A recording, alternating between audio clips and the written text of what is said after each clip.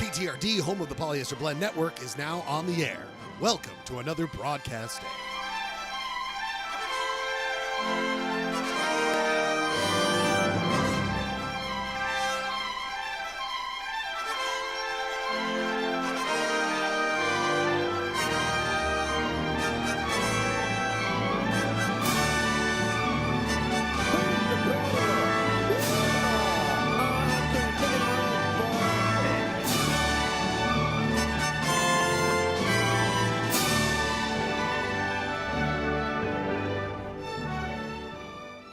Polyester Blend Live streams Mondays at 8 o'clock over the internet from the Schledio in Salt Lake City, Utah. It is also simulcast from UHF station KTRD, 299 megahertz frequency from Hastings Dip in Utah's West Desert.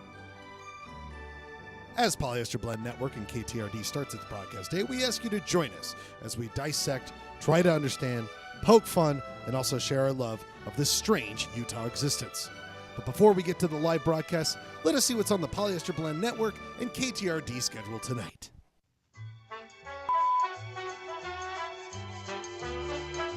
At 11 p.m., due to the current status of the Utah Jazz playing ability and their lack of stringing together any amount of games and wins to feel confident going into the playoffs to a point where it's just painful to even think of the team, we're going to broadcast an hour of footage that has nothing to do with the Utah Jazz.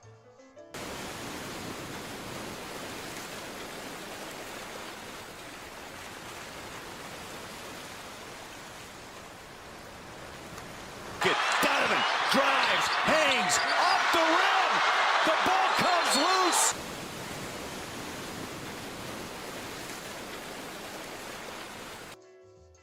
And at 12 a.m., KTRD turns it over to some paid programming.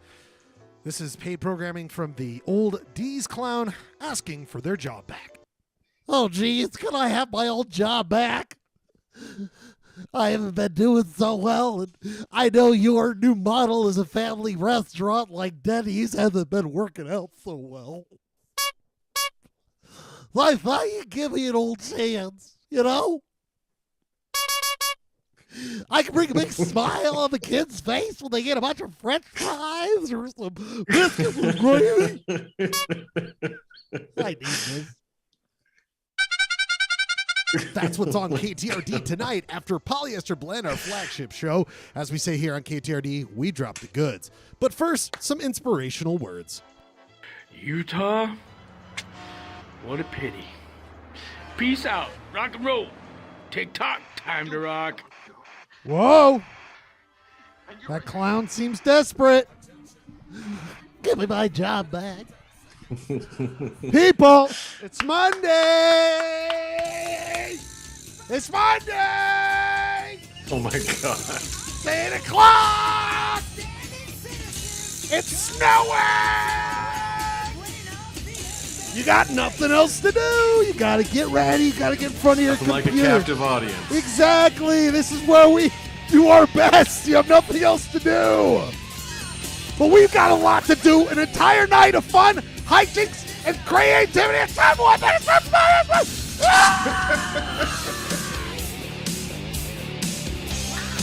yeah. Paulie Show. I needed this. I needed this.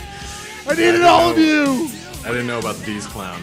I didn't know about the D's Clown. We'll get into the D's Clown. We're going to get into D's Boys. Bunch of husky ones right here.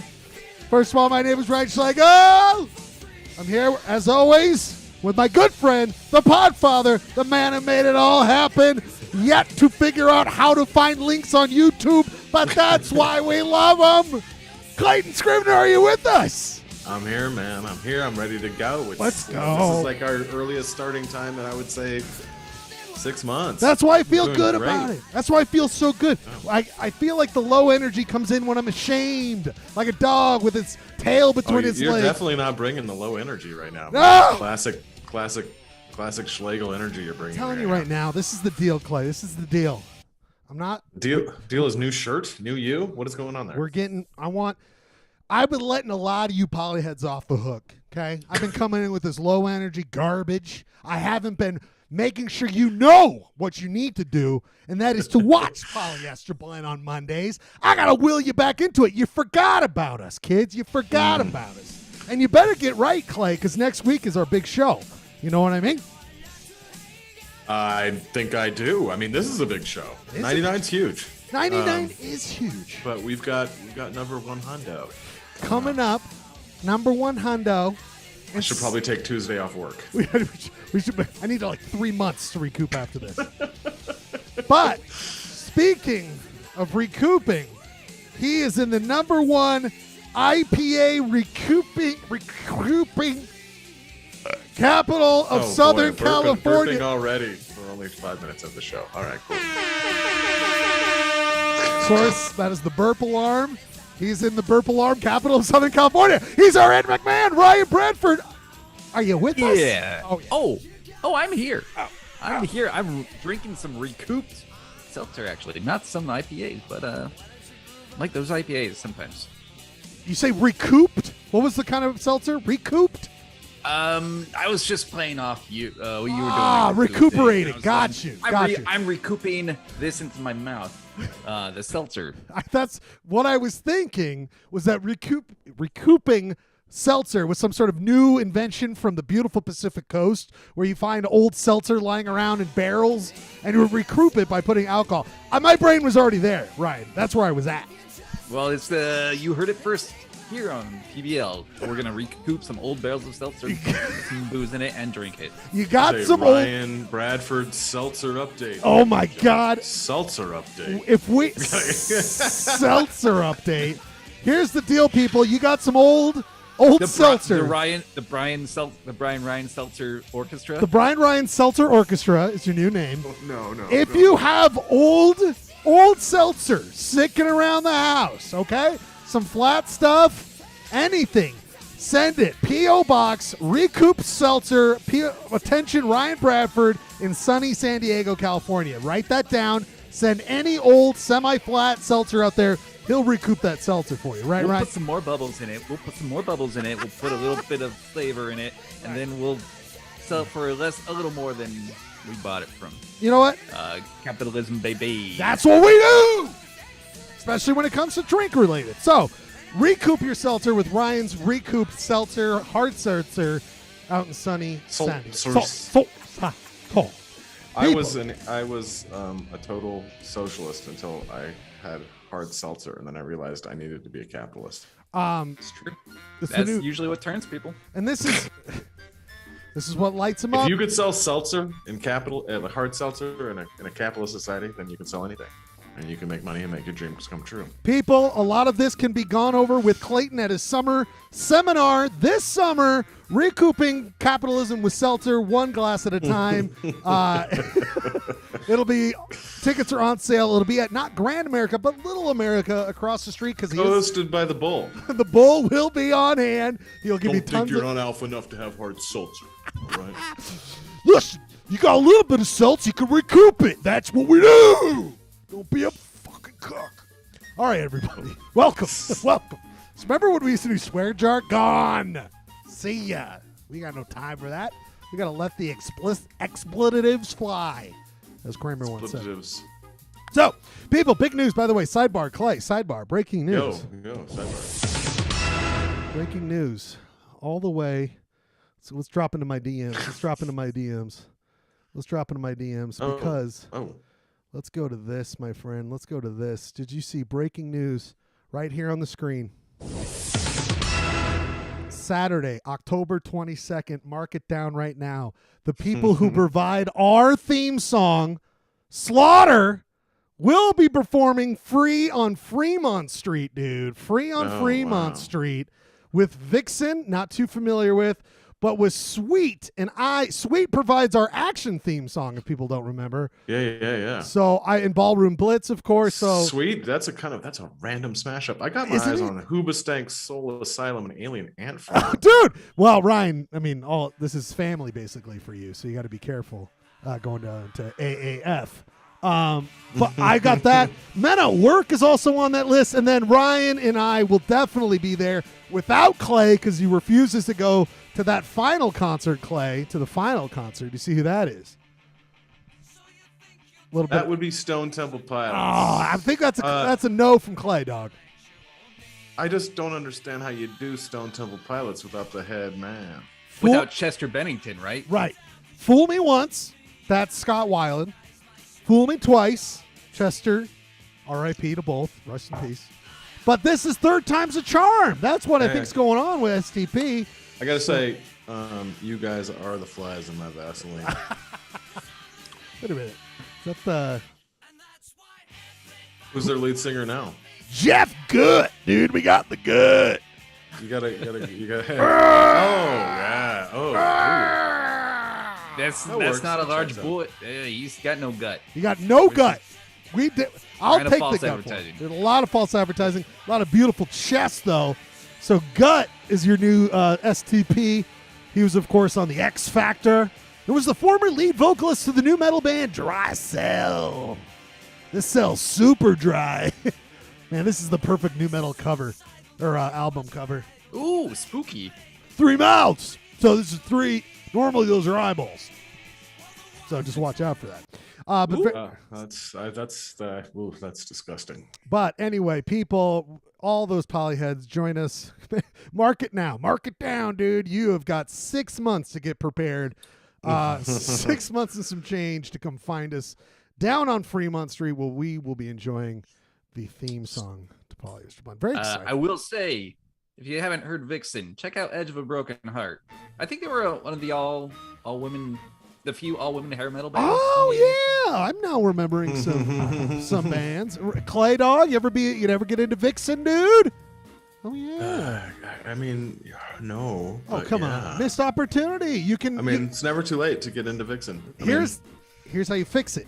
You go down October 22nd. You see Slaughter. You see Sweet. I mean, this is perfect, right? I'm fixing for some Vixen. Hello. Oh, boing, boing. All right, Ryan. Are you swinging? There you go. Cough. Did you just swing? We're not swinging. Hey, we're not swinging on Polyester Blend. It's a I was no like, is that swing the zone. band from Wayne's World?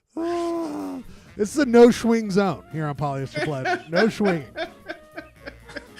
God damn it. People, it's a very exciting night here on Polyester Blend. We got so many things to get to. As Clayton mentioned earlier on, Clay, we are, of course, wrapping up. We are wrapping up what have we been doing the last 9 shows, 10 shows? What are we doing, Clay? What are we doing to wrap this up? Yeah, we're approaching episode 100. This is the penultimate. Oh, this is 99. This is the one. We've been doing songs of the 90s each year as we go forward, and this year was 99, and it snuck up on me, man. It was hard to pick songs today. So this is an interesting time, I think, because Clay, where are you at? You don't have. I mean, you could tell us where you were. If you're in college, out of college, but where were? I was passed out in front of Westminster College under a pile of leaves. There we go. No, it's 23, 24. It's a very good time, 23 for music. I look back fondly on my 23 is like 2008. It's a great time for music. Yeah. Wait, is that right? No, that's completely. It was my wrong. senior year in college too, so like I was, this is still defining. Right. But also, I kind of felt like, I don't know, like the world was kind of turning on me, and I don't know. It wasn't like youth music anymore. It was like adult music. But there were some albums that came out this year that are some of the greatest albums ever made. Go ahead and list them alphabetically, please. Just kidding. You don't have to do that. But if you could, that would be pretty damn sweet. I mean, hey, I'll just say it right now. It's one of my picks tonight. Magnetic Field's 69 Love Songs. Ooh, Nice. One of the greatest albums ever made. Built to Spill, Keep It Like a Secret. I mean, come on. right. Beck, Midnight Vultures. It just keeps going. These are very good stuff. I love that Beck album. I might have on that. But also, I just want to say, producer Rob is producing at the moment. There's going to be a little a dab of producer Rob on Sports Roundup, so that'll be very exciting for you. Fantastic. Always working on the show. So, Clayton mentions all songs 1999, wrapping up our journey through our 90th to 99th episode of Polyester Blend. This is it for the 90s, kids. If you've got 1999 songs you want to be played, put them in the YouTube chat, which I should bring up right now. Is something you can jump on at any time. We got Matt down there. Matt, I mean, the clown's life is in shambles. We're on twice in a row, Soundmaster Janine says. Andrew, good to see you in there, my friend. Producer Rob, all on top of it. People, we're here. If you want to jump in, say hello in the YouTube chat. That's where we'll be. And we'll also be putting the Zoom link so you can join in whenever you'd like. And, of course, we are broadcasting, as always, with KTRD. KTRD out in the West Desert. There is our beat. A lot of snow and wind out there right now, Clay. But there's the UHF station of KTRD broadcast range. It is not a pretty weather day here in Salt Lake City, is it? Oh, I tried. Let me see if the weather cam. Do I got the webcam going? I tried getting it in front. I'm trying to go old school Schledio cam. Let's see if we got this thing going. I don't know. I mean, we might not have any luck here. I'm trying, gentlemen. I'm trying. Nah, it's not going to work. Damn it. But it's snowy out there, bud. It is a snowy one out there. Let's see. Does this work? Nope, not working. That is not the Schludio. That's not the Schludio cam, but that's okay. We've got plenty of stuff to get over here tonight. We're going to do point of order, some Utah news. That's what it's all wrapped up. We give some Clayton Sports Roundup. We go into a beautiful Ryan's Comics Corner. These things, it's like we can't even say the Golden Age anymore because it keeps extending the Golden Age. The show writes itself. Absolutely. It's like, it's all muscle memory at this point. Absolutely. And don't forget that after the first music break, we've got Utah City's quiz tonight. Very excited about it. Pat tried getting on, but he got too much business today. The guy's he's rolling in the dough, okay? He's going to be failed treasure hunter, successful once quiz writer, but millionaire Pat Munger by the end of this month. And then later on tonight, we should announce, in case anyone wants to jump in, you Shop Bro later on tonight. You've got time. Clay, you were inspired this morning. What is the You Shop Bro tonight? Well, as Polyester Blend, Polyheads know, we do a weekly Photoshop competition where we come up with a concept and we do Photoshops and see. Winning! So, the show being 99 and the theme being the music of 1999, we thought we would do a Y2K shop. What did we actually think would happen on Y2K? Yes, and I thought this was an important question. I came from it from a personal place, Clay. What about you? Did you give a kind of general sense? We'll look later, just a tease. Well, as we know, when you throw out a general concept like that, I will say that I'm gonna text you. My shop requires a music.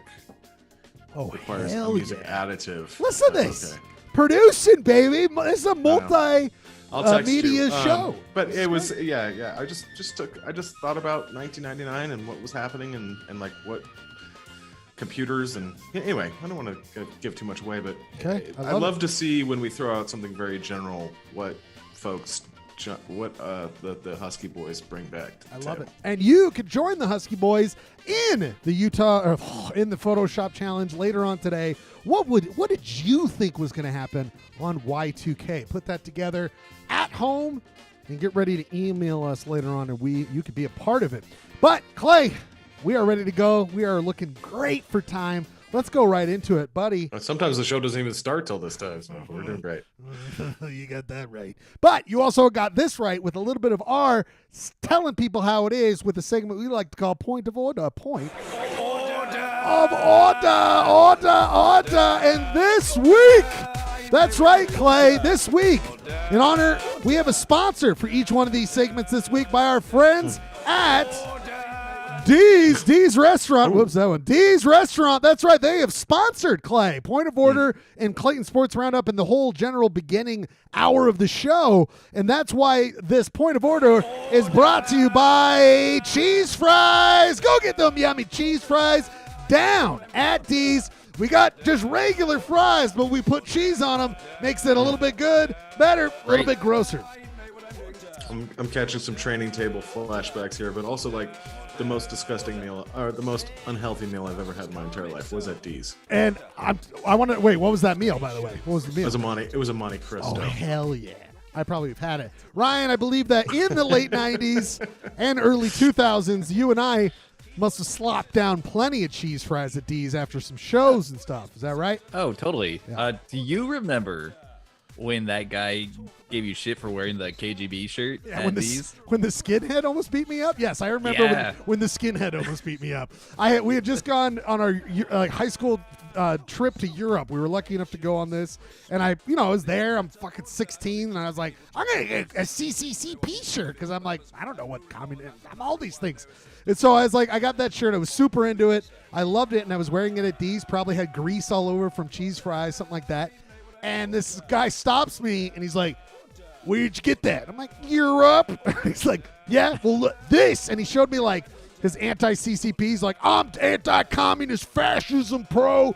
If you don't take that shirt off, I'm going to kick your ass. Like, threatened to kick my ass. I'm a 16-year-old pudgy little boy. And this guy's like, the skinhead's about to You had kick long my ass. hair. You had, like, big sideburns. You're just like, I don't know, dude. Kind of asking for it, but also... Wait, Ryan, Bradford, Not did you ask- almost get sure. your ass kicked by a skinhead? Because I have almost got my ass I kicked. did. Like, I was me. no, I know. At I'm these? saying no, but Bradford, like, if Bradford has a skinhead almost kicking his ass story, then we're in unison, all three. Oh, of man. No, I don't think so. Because I almost got killed at China Blue once by arguing with a skinhead. I wonder if it's the same guy, Clay. I mean, how many Probably. You know what I mean? Like this, how many skinheads are rolling around? he had like an anti-communist pin and then like an anti-husky boy pin, and he's like, I'm ready to go pound some husk, right? But he was like 40. I know, he 40 was or so 50 years old. old. He's like, this guy is picking fights with a 16-year-old.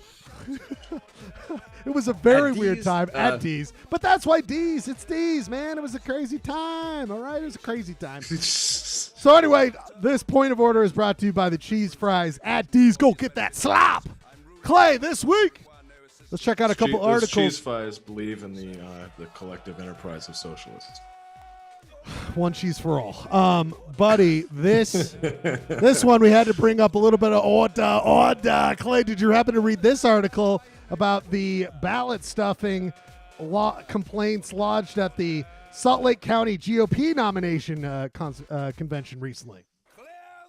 No, like anytime I see the words Salt Lake County GOP, I mean, like, they're the only loser organization of GOP in Utah. Like, they're very dysfunctional. It's a very dysfunctional situation, and yes. I just can't read anything about them.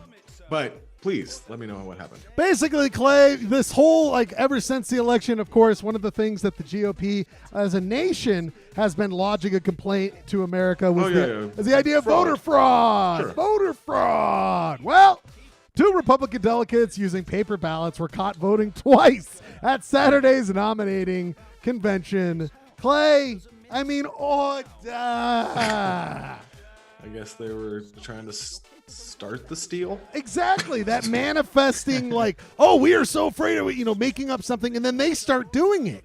I mean, Clay. Well, what's it's going like you doth protest too much. exactly. By the way, what's going on with the dude who loves Tool being a part of, the guy who just got out of his the guy who probably just went to D's? He's all a part of this ballot stuff. He looks like he should be I don't know, hanging out at Dick and Dixie's or something. I don't know. I feel like he should be hanging out at Club 90. I mean, There's I don't that know young Republican on the left. That picture doesn't make any sense. all of it doesn't make any sense. I guess that's the Salt Lake County GOP. Right. It's a little bit And there's different. our man, our Careful. guy, Careful. the guy. But Sorry. yes, that's right. Burgess Owens was there giving up his normal shtick.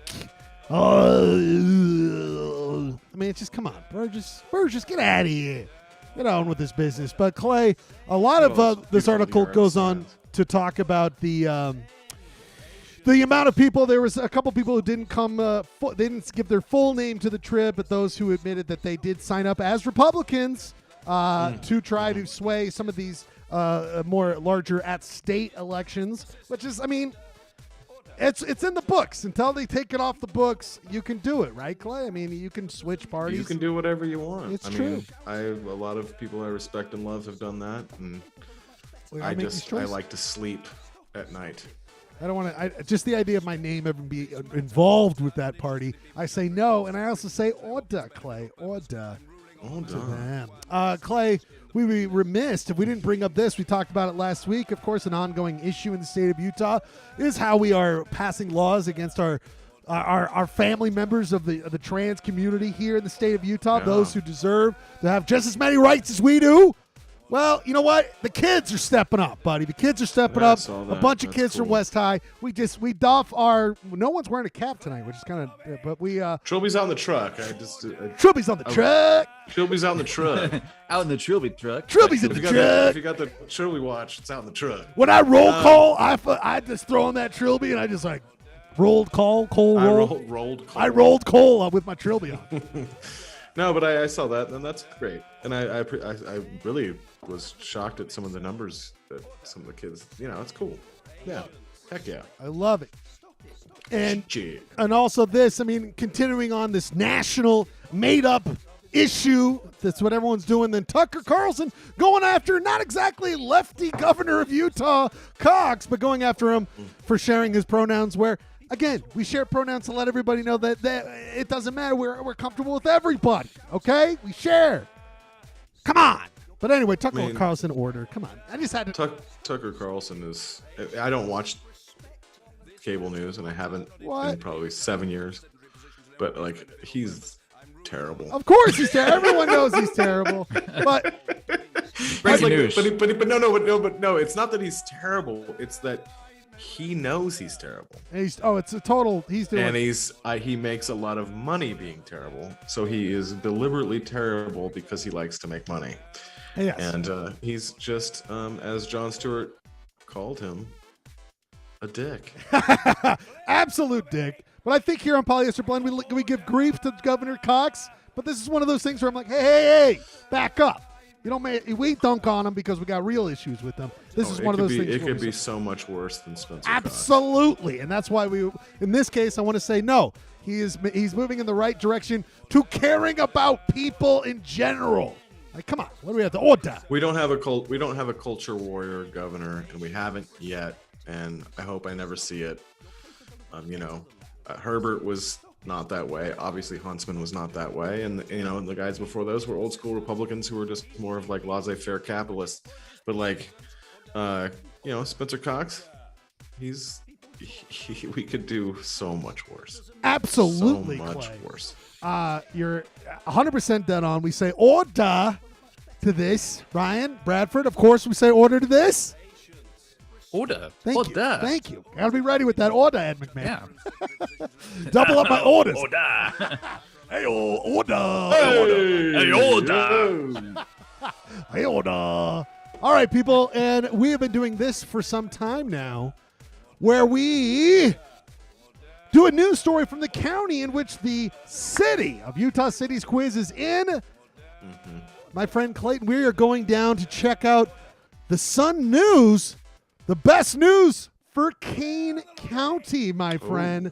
Kane County. And this news story I bring up because you spent some time being a part of this world, but I also, in some other part of my life, dabble in this. But we didn't really talk about this. I dabbled in the dark arts of Kane County. Well, I'm saying the Kevin Costner bill. Did you hear about this at all? Yes, I have. So as a long time going now, Utah was a leader because of its scenic beauty and all this in film. But, of course, the subsidy world has gotten nuts. So places like Georgia and New Mexico and especially Canada give out an insane amount of subsidies. Montana, great. We can go down the list. Who we lost Yellowstone to. Exactly. So Kevin Costner, who wanted to shoot in Utah, came and worked and lobbied with the state legislature. We can go through the whole issues with tax credits, all this stuff. But they got a bill passed, Clay, where they are going to loosen up some more funds. It's not huge, but some more funds. But the catch is, us here on the Wasatch Front. It's got to be rural, baby. It's got to be rural. And now, let me, come on. Of course I want rural Utah to have these jobs. Of course I want that. But come on. You couldn't give out some of this to Salt Lake? Come on. We're all part of the state. Clay? Ordah. Yeah, well, the rural, Utah is one of the most rural states in America, if you know that, because I do know that. Or sorry, one of the most urban, because 80+% of the people who live here live in the cities. But yes. So anyone who lives outside of the Wasatch Front is in a rural community, but we live in a Senate/representative form of government here in the state. So the rural communities have a larger amount of power than they should. That's why That's why things that happen in the state legislature very rarely reflect the urban part of Utah, Yes. right?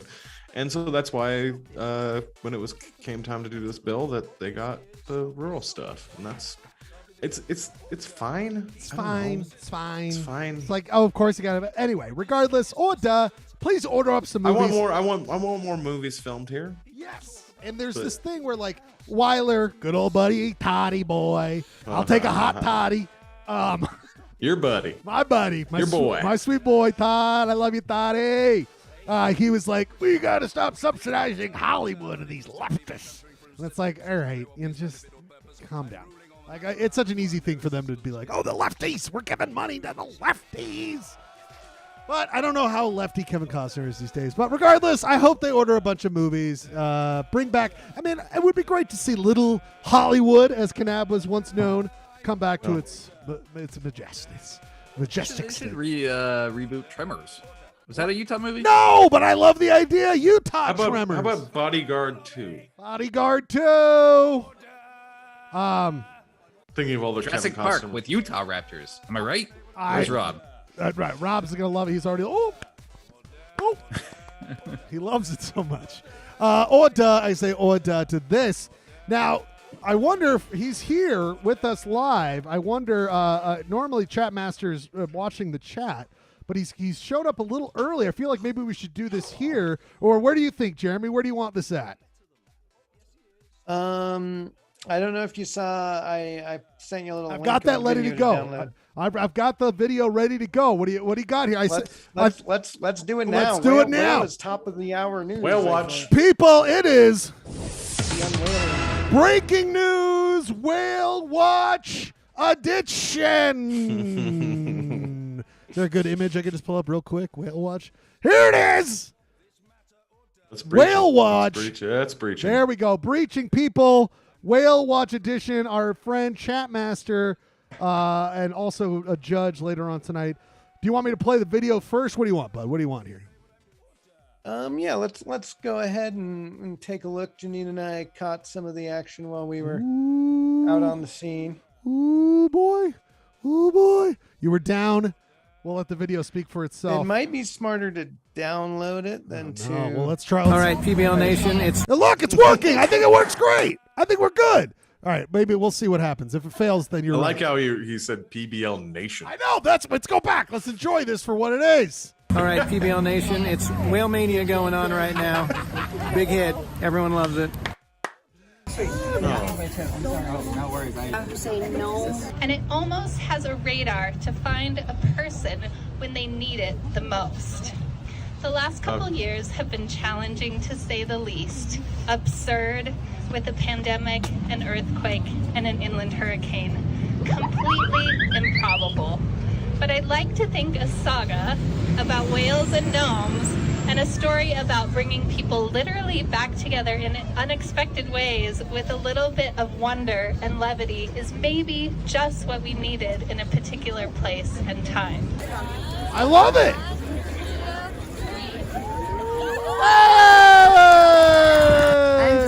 I'm just in love with it.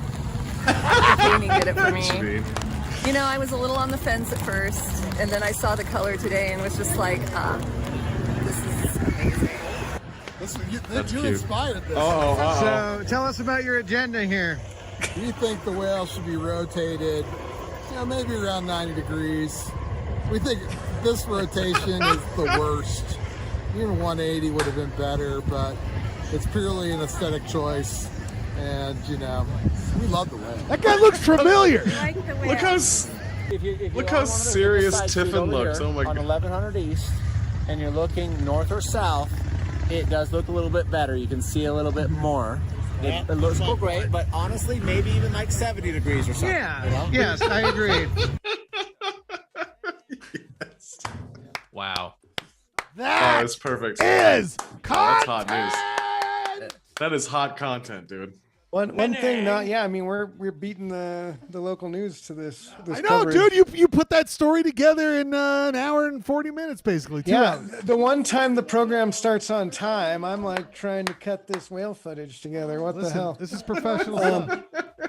There was a guy who was telling us, he yelled at Tim and Tiffin that there was a some sort of surveying thing that dictates the angle the whale has to be at. And I said, "Oh, could you explain it to me?" Went running after him with my camera. And he's like, if you don't get it, you never will, which I don't think that's something, it's not like jazz. It's like, you can explain it to us so we understand it. But instead he was like, don't film me. So, Stop chasing with your camera. so I didn't include him. It's like wouldn't explain it anyway. That's hilarious. Wow. It's like an obscenity, right? Obscenity laws. You don't know what it is until you see it happens. And, yeah. God, I mean, I wish we could have got Wow. you live on the scene, Jeremy. This is beautiful, though. I love my friends trolling it though. Jeez, that's know. hilarious. It's classic business. Well, they did Maybe we should say, just rotate it 70 degrees. Well, he pointed out it got cut, but it was actually me suggesting it in the comments, and he realized I was right, but I wasn't lobbying, let's go pick at the event or anything. Right. But they did say at the end, we love the whale. I think everyone was chuckling. So Yeah, I heard that. I did hear that, and we were chuckling because it was amazing, Jeremy. Thank you, my friend. Thank you. for Hot- putting hot this off the together. presses. I speechless. That's Whale Watch, everybody. Whale Watch, absolutely fantastic. I know what we do. I think for today, the name should be the Unwhaling. The unwhaling. Jeremy, Wow. buddy, next time I owe you a whole cheese fries from D's, buddy. Okay, I'll get you the finest cheese, both American, Swiss. I'll bring it right over to you. Okay, bud. Colby Jack, all the good stuff. Way to go, Jeremy. Hey, do I feel our first music break coming on? I mean, if we can get sports roundup in, we'll be really on schedule. Do you want to be really on schedule? Just kinda. Sports is gonna be close. It's gonna be quick, and I need to pee. Oh my So- God Almighty! We Well, did say we weren't mentioning the jazz, so wow, that was it's what we That call was aspirational. it's called comedy. People, D's Restaurant, our sponsor here tonight. Also, great facilities, great play to relieve yourself at a D's. Get some food, use the bathroom. Our good friend Podfather, he needs to relieve himself, so we're going to relieve you of some comedy for a second. Let you take on that whale watching extravaganza. Clay, our first song here, and then we're going to do Sports Roundup, Ryan's Comics Corner, and then maybe right into Utah City's Kids. We'll find out. But what are we doing here? What are we doing? I mentioned this at the top of the program that one of the greatest albums of the last 30 years was 69 Love Songs by Magnetic Fields and Steve Merritt and the Krew. Right. And this is my favorite song off this record, and it's cute. I love it. Ryan, I think we're going to play your first song second because it is such a perfect 99 song, but I'm worried about it taking down the streams. It's gonna get dinged. Yeah, so We're that's dinging. okay. That's gonna ding. That's gonna ding. So Yeah. I'm gonna do an audible. I'm gonna play another one of your songs. Okay, but right. if you want some 1999 songs, by the way, gentlemen, breaking news. I've got a fourth You Shop Row entry already. I got a fourth You Shop Row entry. So it won't just be these Husky Boys later on. If you want to do a You Shop Row, let us know. It's all what you thought would have happened during Y2K if it went badly. Clay's first song, Magnetic Fields. We'll be back after our 2-song set. All songs 1999. Thanks for being here. Polyester Blend. We love you. Pauly Shore. Eligible, not too stupid, intelligible, and cute as Cupid. Knowledgeable, but not always right. Salvageable, and free for the night. Well, my heart's running round like a chicken with its head cut off. All around the barnyard, falling in and out of love. The poor thing's blind as a bat, getting up, falling down, getting up. Who'd fall in love with a chicken with its head cut off? Whoa, Nelly.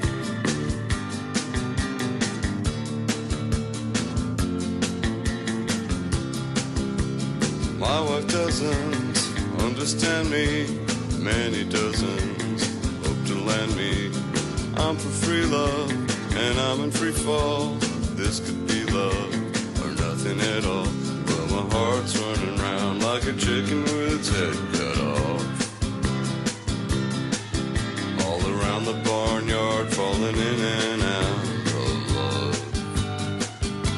The poor thing's blind as a bat, getting up, falling down, getting up. Who'd fall in love with a chicken with its head cut off? We don't have to be stars exploding in the night or electric eels under the covers. We don't have to be anything quite so unreal. Let's just be lovers.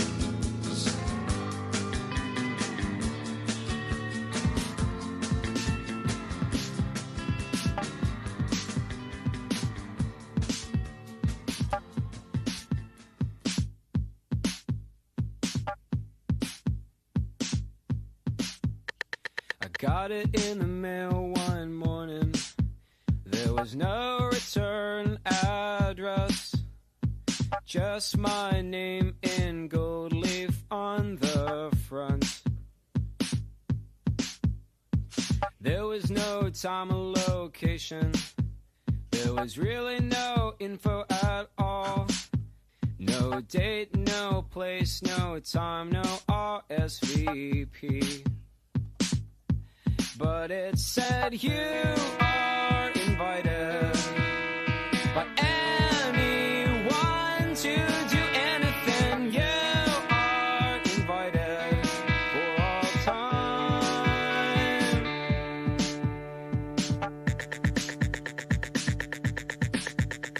I didn't think much about it. It seemed like a really dumb joke. But later that week, it was Friday once again. So I took it down to a disco that wouldn't have me in a million years. I flashed it once and I was inside with a drink. I really didn't stay too long there, 'cause no one was having much fun. I made my way to a party all the way across town. It was thrown by the friend of the next thing. I wasn't sure if I should go, but when I got up in the place, there were smiles all up and down. I grabbed my ex in the kitchen.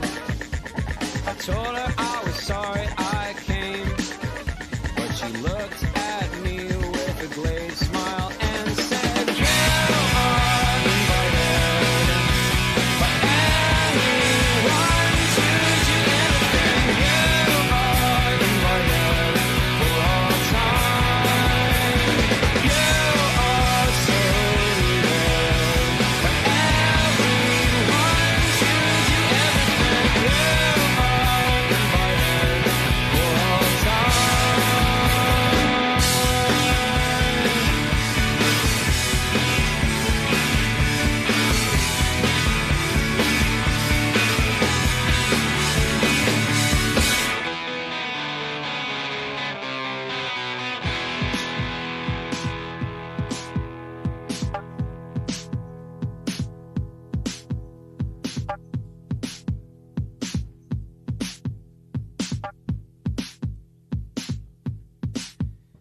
I headed for home kinda early. The party wasn't all that great. I saw my neighbor out crying on his front porch. I stopped to see what his deal was. I didn't catch much through the sobs.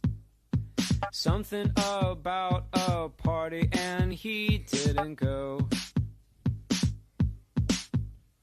I thought about it for a second, with the invite in my hands. I threw it down at his feet and I said, you are invited by anyone willing to do anything. You are invited for all time. You are so needed. If you really want to go, you are invited for all time. For all time. Woo! Spooky song from the Spooky. This band, I mean, their plan seems kind of spooky, Ryan. Is this some sort of...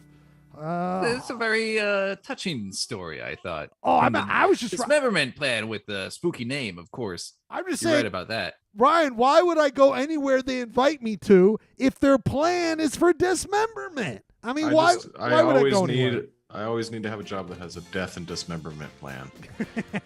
It's true. It's very true. I've never heard of that just has a dismemberment plan. See, they're taking a goof on the old insurance trope. That's what our goof boys plan. Those goof boys over the dismemberment plan. They look at the funny stuff. They put it together. Waka chaka bow bow. Dismemberment plan.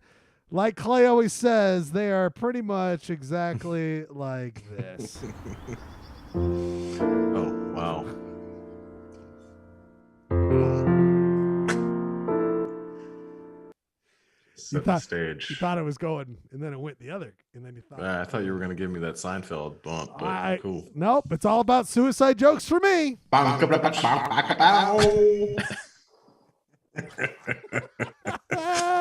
People, our first two songs of 1999.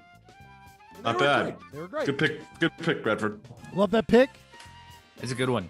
That's a great album. That's one of those early, like Pitchfork made famous sort of things. Yeah. I think it got like a perfect score, and then everybody loved. But that album is great. For the record, that guy was executed, not suicide. Very good point. Thank you. You know what? Jeremy's absolutely right. What he's referring to, those who weren't there, this now famous YouTube clip from Polyester Blend. Let's be clear. That is not referencing suicide. That is an execution by bridge. So one of the only times a bridge killed someone. So very exciting stuff from Polyester Blend. People, of course, this is a comedy show. Entire episode is brought to you by D's Restaurant.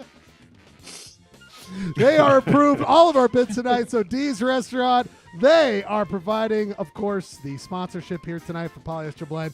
Go back to eat like it's 1999 with D's Restaurant sponsoring. Let's get all up in that Monte Cristo. Get man. that Monte Cristo.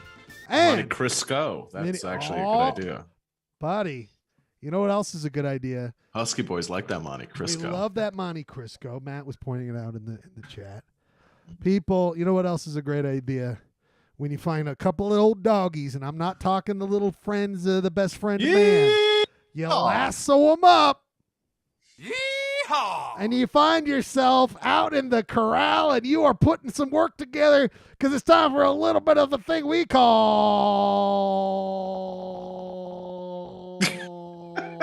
Why isn't that play? All right. Play. You can do it. That is it froze there for a minute. People, it's time for a little bit of Clayton's Sports Roundup. That's right. And this segment is brought to you by D's Pancake.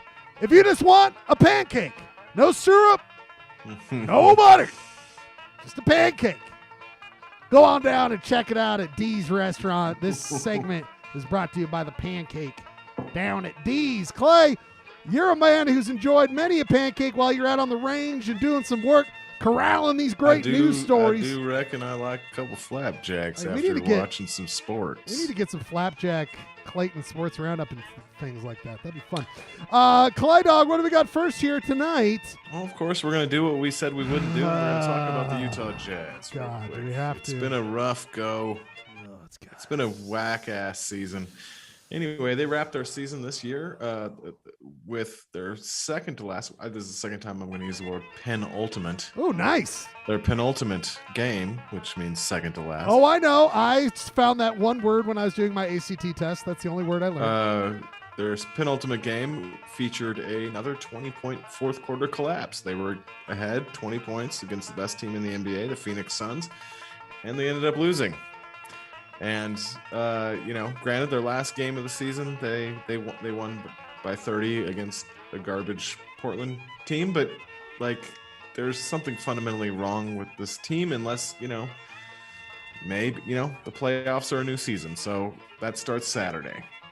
Yes, they're broken in their brains. Their brains are broken. I think their brains are broken. It's very sad. I did that part for what's coming up on KTRD after this, an hour of non-Jazz footage, even though it crept back in there because you can't help but think about it, where you're like, I love this team, I love these players. It's just not coming together. And not only, it's not like, oh, we lost by a couple points or we're just an inch away. It's like total collapse. There's weird. It's like bee colony collapse. Was it you or someone in our world brought up the fact that they're the best first 3 quarters of the game team? That is correct. Statistically, they're the best 3-quarter team in the NBA. And then they just collapse. It's like you want to go up to them, you want to hold up a sign, and you're like, just rotate 90 or 180 degrees, and it'll be. Oh yeah, like a Tim Roberts situation. I'm just saying. I've seen signs that say just rotate. They finished with 49 wins, which, considering how many injuries they've had this season, could be considered okay. But they were the number 1 team in the league last year. I know. Depressing stuff. All is not right at the OK Corral. We'll see. The well's been poisoned. Hopefully, we'll get that fixed. But what else do we got here, Clay? A little bit of injury news is maybe what I'm seeing here. Well, that's the kind of the silver lining. Or you never want people to be injured, but the fact of the matter is the Jazz drew the Dallas Mavericks in the first round of the playoffs, and Luka Doncic, who is everything to the Dallas Mavericks, has strained his calf. Uh-oh, spaghetti-o. And that's not an injury that you come back very quickly from. So we'll see. I don't know, the Jazz traditionally have played the Mavericks very well in the playoffs. I think there was one year they were eliminated by the Mavericks, but we've eliminated them several times. I think we'll be fine. I predict a second round disappointment this year. That's the thing. It's like if this, if Luke can't come in, and then we get our hopes up, like, oh, they put something together. They're going to the second round. It's like it's even worse, Clay, because it's like we're getting closer, and then it's bah.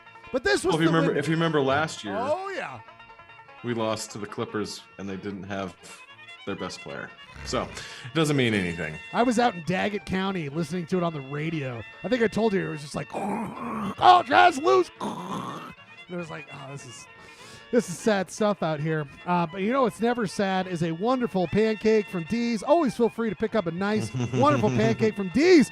But we're not done. I think that's what you had there, Clay Dog. I think that's what you had there. Apparently we have something else. But breaking news. Not approved by Sports Roundup. That is true. This is Central Committee. The Central Committee was not given this information, and I don't know what you guys are doing. It's true. Okay. This is not official canon. This is not official canon for Clayton Sports Roundup. But producer Rob, always working on the show, knew that this would be a must watch here on Polyester Blend. For the Rays. So we're gonna no. We're gonna pause this. We're gonna pause this and just give it a little. Yeah, let's make sure we got this all ready to go here, and let us watch producer Rob submit for Sports Roundup. Doc start here for the Rays. Go! Oh! He just was never able to get that hand out in front. Doc start here for the Rays. Right in the butt, shake. I mean, that is the greatest ass slap I've ever seen by an inanimate object in the history of my life. I mean, it's like a cartoon. First of all, this guy's got baseball, but bam. Yeah. Ow. Bam. Ow, the dent. Oh. It's like when he's like also it did both butt cheeks. I know, I love it. It looks like he's sitting down on nothing. Like he's sitting down in a chair that's not there. Oh my god. Hold on, we've got closer audio. We got new audio with a new mic. This is hot sports content here. Absolutely. We got a new mic on the situation.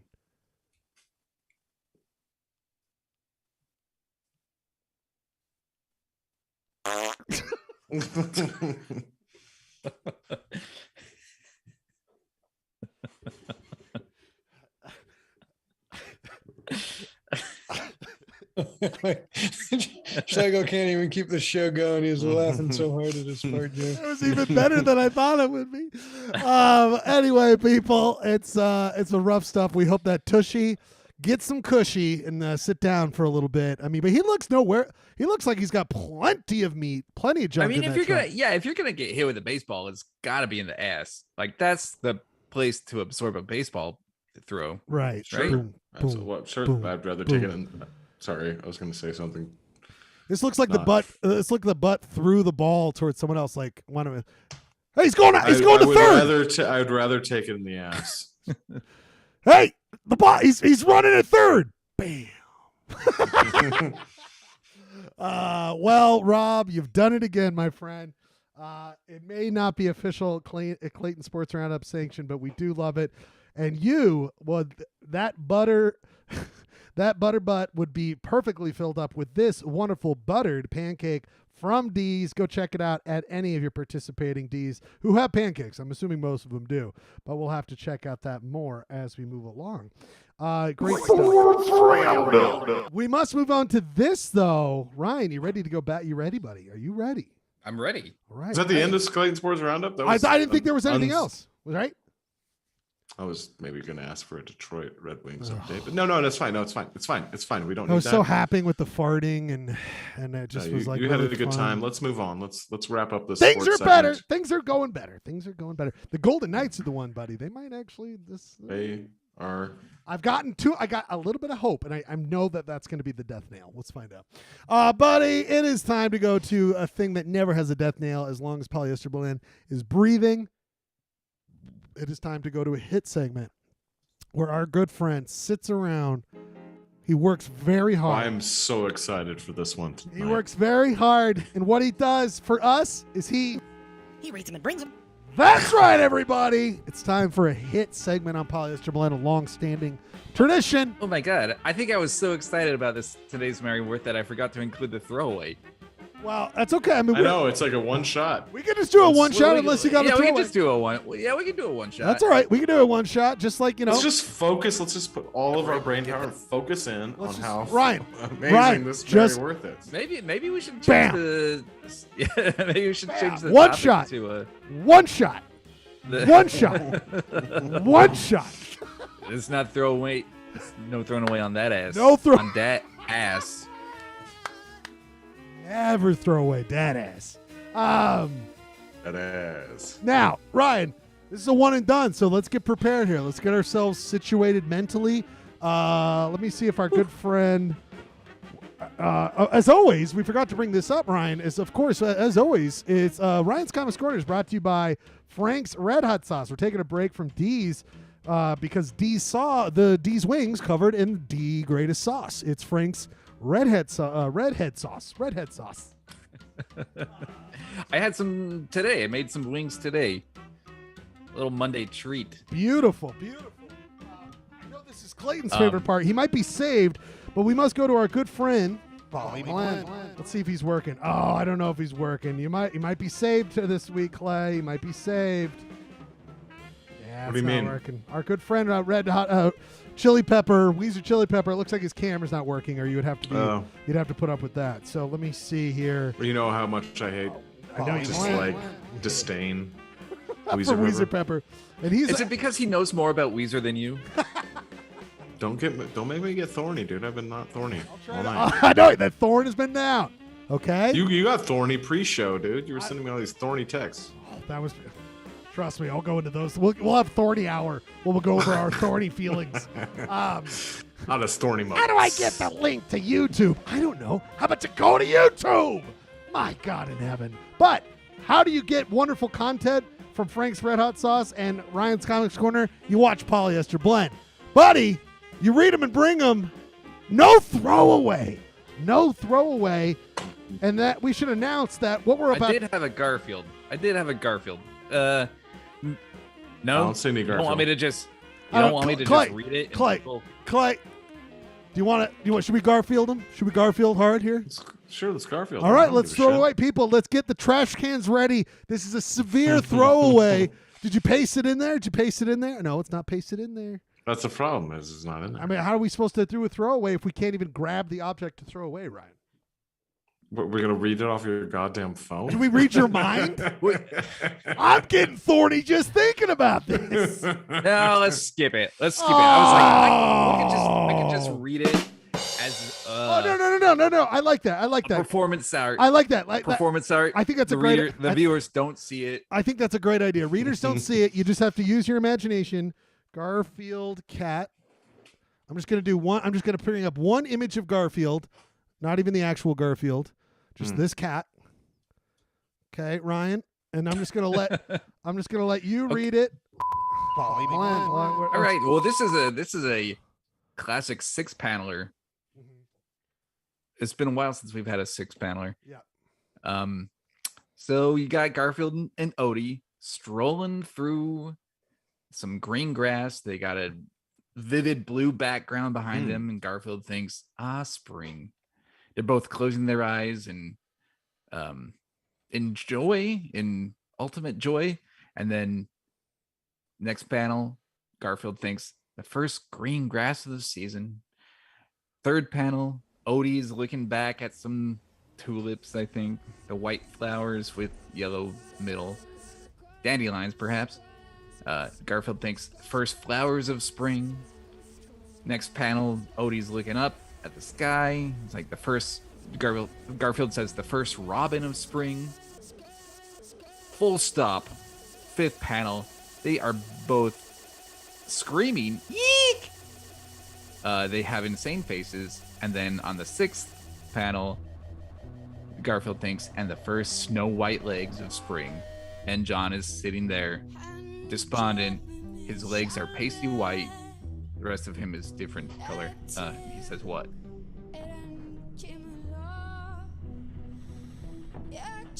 That's Garfield.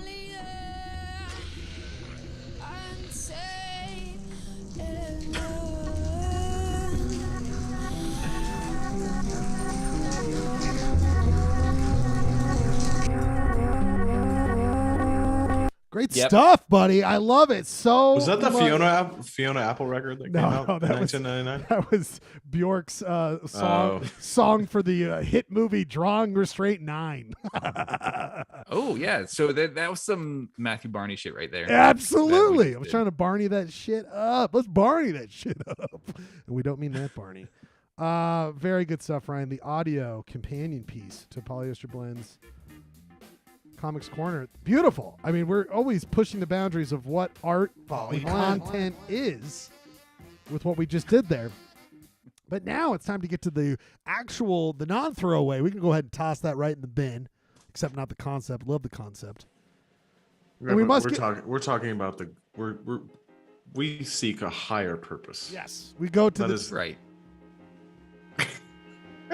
That is why we go to this. Obvious. This obviously, of course, it's known as a. Gee golly, a 4+ paneler. So we have a 4+ paneler coming our way, Ryan, and I think people know it's going to be in the form of a Mary Worth, our long following segment here on Ryan's Comics Corner. What do we got this week, bud? Oh boy. Well, me and Clay Dog were discussing this as you were gone off somewhere pre-show, but this.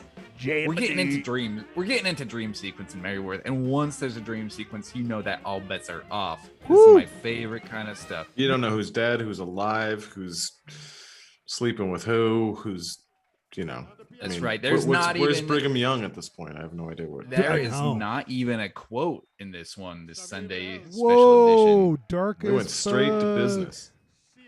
Yep. So we got Toby. She's the art educator at the community college.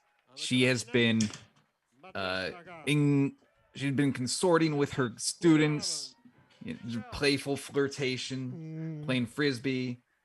You got I can't remember the old woman's name. The old woman has been spying on her and is insinuating that if whatever this flirtatious relationship, she says she's going to expose them. And this has gotten Toby this has got in Toby's head. She is frightened of losing her job, frightened of losing her marriage to Brigham Young, her husband, who looks like Brigham Young. Oh yeah, we have. So, Yes. I think it's important for people to know. That's why I want to go to this real quick. I think it was probably from 3 weeks ago. I think we got a shot of BY. Here, there he is. There's Brigham Young. Mm-hmm. His name is Ian, isn't it? Ian. Ian, yes. Ian. Perfect name for somebody with a neck. Is her husband. Yeah. Cal is the student that she's consorting with. And what does it say the name of the old woman who is kind of blackmailing her? Is it consorting or is it cavorting? Cavorting. Dr. Kevorkian. No, a lot of flashbacks in these ones. A lot of flashbacks. You just never know. I think it's Helen. I know. Helen.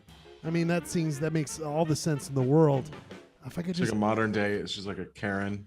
Right. Karen adjacent situation. Let's see if I just want to see if I can pop her up real quick.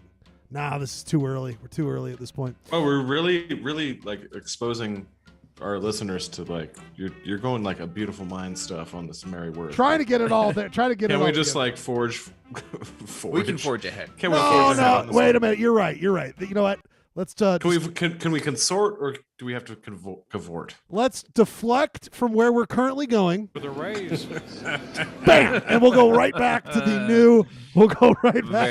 Very good transition. That's gonna become part of the transition. That's part of the transition. Regular PBL.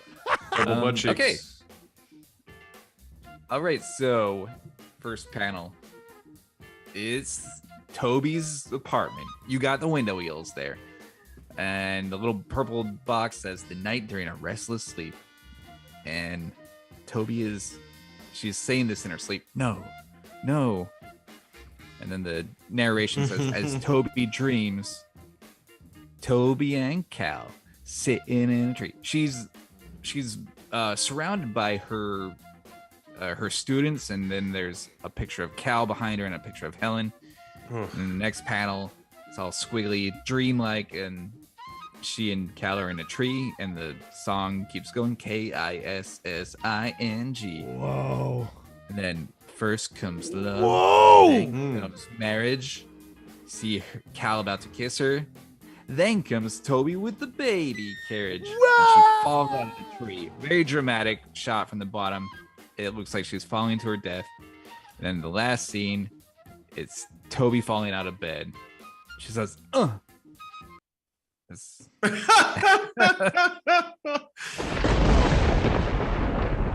Wow. Thunder rolls and the lightning strikes. Very, very sexual. Very frightening. I'd like to think that like Ian is just has snoring not even so loud right now. He definitely is a guy who probably has a CPAP. Yeah, he forgot the CPAP tonight. So he's dead. He cannot breathe. So of course he would not realize his life. It insinuates that the dream knocked Toby out of bed, but really it was Ian's percussive CPAP situation.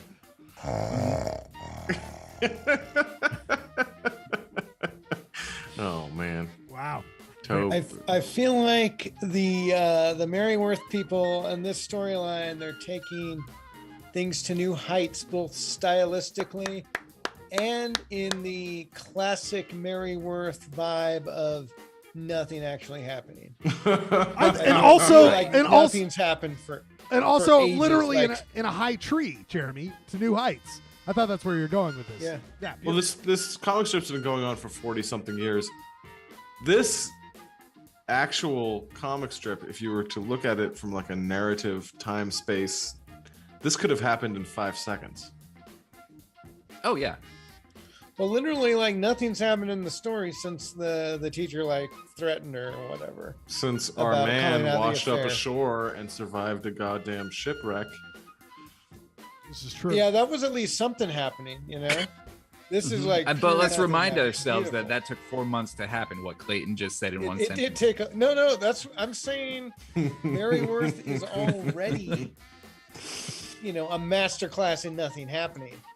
But I feel like they're really pushing it to the limit here. Like last week was a flashback. This week is a fucking dream sequence. Mm-hmm. Well, you really need to get into Toby's head, her mental space right now, so you can her mysterious face gauge the seriousness of her situation. Yes, her uncommon face, her uncommon face, brain. uncommon mouth. I feel like Toby, to come to terms with all these feelings, she needs to just go bone the guy. Right. And also, I want to take. That's frankly where this needs to go. I also want to take a moment with the creative choices. Also, is this talking about the character or maybe the artiste behind this? But Toby, when she's recalling the two people who are causing issues in her life, her brain puts two pictures on a bulletin board, and then she just stands in front of it. She has the entire power of her imagination. And she goes to a bulletin board. Come on, Tobes. I want some more out of this. Tobes. Hey, can I just, personal privilege here. Can I just say, I'm chomping at the bit here, Bradford. Let's get to the goddamn comments. Oh boy. Let's do it. Let's do this thing. As Ryan has been doing. I need these comments. Bring it on. He's been following the fine people at Cosmic, was it Comics Kingdom? Comics Kingdom. Who have all sorts of different comments about this. Ryan, what did you find in the comments this week? All right, so we got Steve Henry. Love a guy with two first names. Just love a guy with two first names. Steve Henry says, that is the last time I have one of those Taco Bell $5 meal deals. That last gas eruption blew me out of bed. I may have killed Ian. Ian, please put your teeth back in and speak to me. You gotta speak up. You gotta speak up.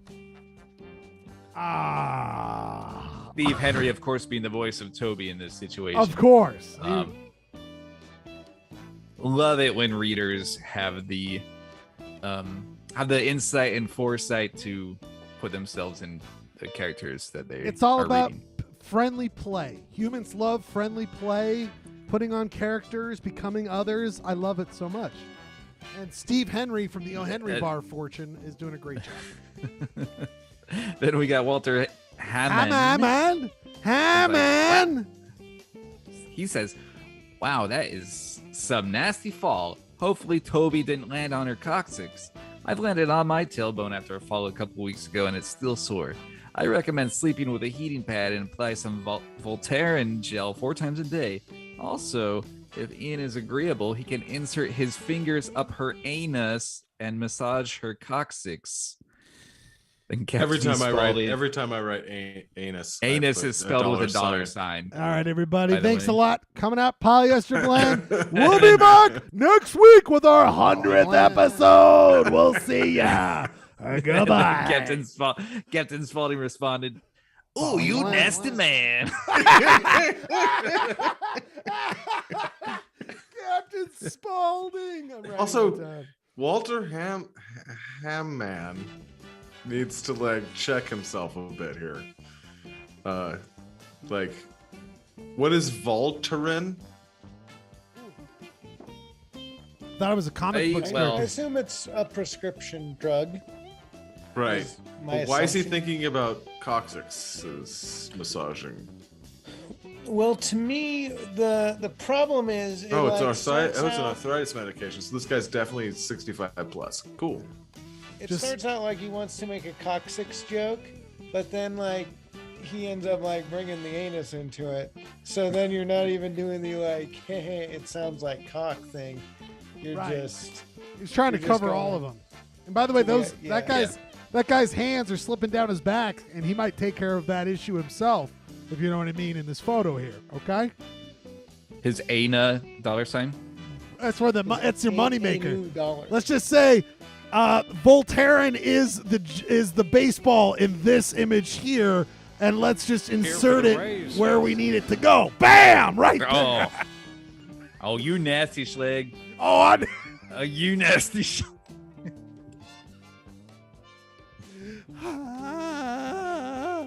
Ah, yes. It's the gift that keeps on giving, Rob. I'm telling you, producer Rob, it's the gift that keeps on giving. Wow. Ryan, Captain Spaulding. Magnifique, sir. I really hope something happens in next week, Maryworth. That'd just be perfect for our 100th episode. Oh, come on! It's seemingly on path for a resolution, but like you say, Maryworth is known to keep going over and inserting different gels everywhere. Wow, another great addition. If you were to tell the 15-year-old me that I would be a part of a show that was going on 100 episodes of examining Maryworth comics at a extended period of time, I would say, thank you. My life is going to be awesome. I have done all that I need to do. But guess what, Clay? The beautiful part is Young You doesn't even know that we got even more content here tonight. Heck yeah, dude. We've got an amazing Utah Cities quiz, I think, coming up after a break. What do you think? A little break? Yeah, let's do a little break. Let's do a little break. Get prepared. And then we'll do Cities quiz quiz. and Photoshop and. So a couple things to go over, gentlemen. By the way, real quick, yeah. Just a precursor to the Nookie. The Limp Bizkit Krew. Brings them. Yes, perfect for 1999. Nookie. You think we should play a little bit of Nooks? I thought about it. Yeah, well, we don't need to play Nookie, but like I'm just saying, that was 1999 was Limp Bizkit. Break stuff. That's Nookie. right. Get ready. I mean, like what? That was happening? Give me something to break. Also, break out your Limp Bizkit Tam O'Shanter, the official hat of Polyester Blend's Limp Bizkit Krew.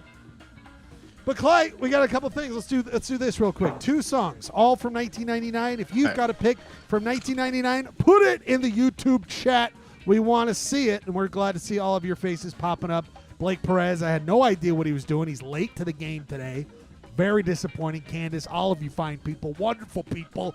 Thanks What's for up, being here. Candace? What's up, Andrew? We love all of you so much. Tim, of course, he's all ready to go.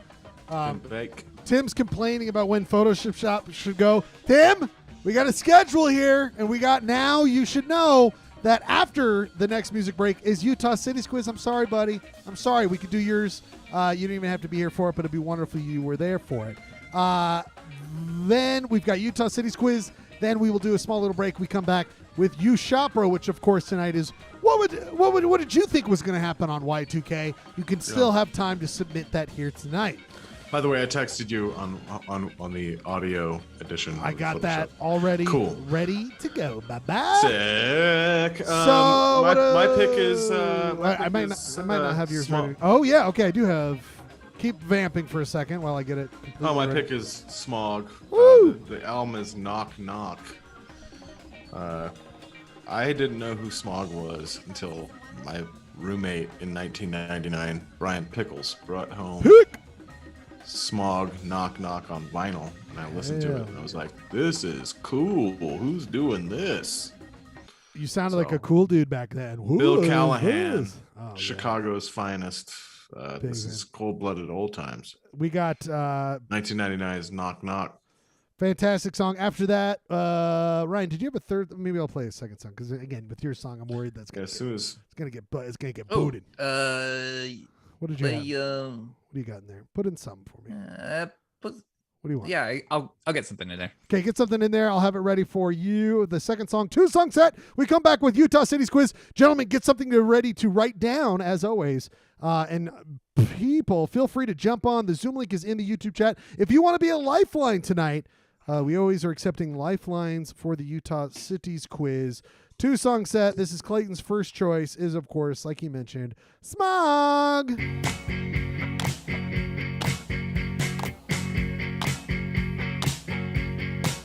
Cold-blooded old times. Cold-blooded old times. Pauly Shore. Cold-blooded old times. The type of memories that turn your bones to glass. Turn your bones to glass.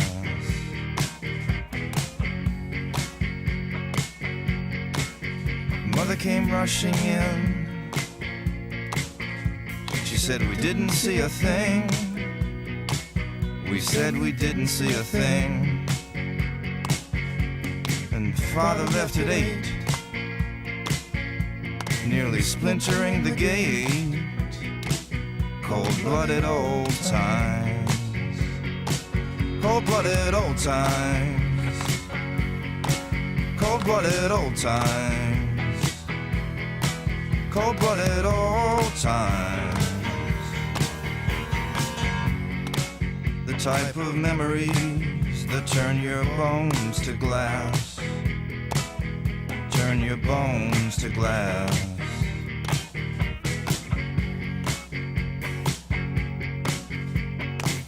And though you were just a little squirrel, you understood every word. And in this way, they gave you clarity, a cold-blooded clarity. Cold-blooded old times. Cold-blooded old times. Cold-blooded old times.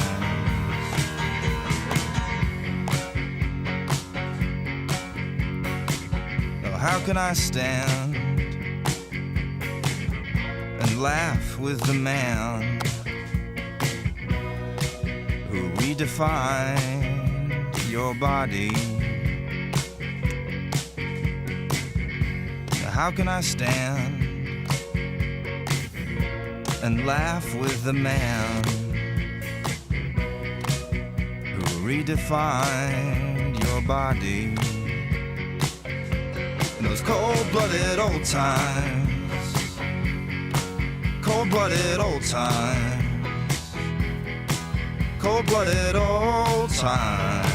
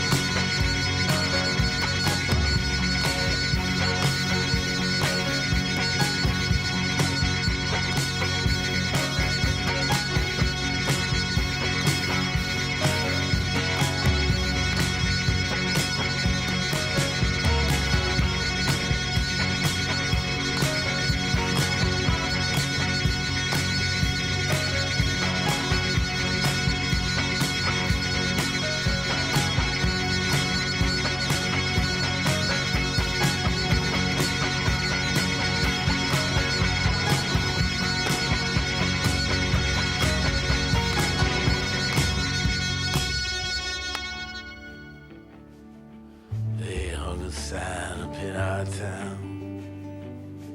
If you live it up, you won't live it down. So she left Monte Rio's son, just like a bullet leaves a gun. With a charcoal eyes and Monroe hips, she went and took that California trip. Oh, the moon was gold and her hair like wind. Said, don't look back, just come on, Jim. Oh, you got to hold on, hold on. You got to hold on, take my hand, standing right here, you got to hold on.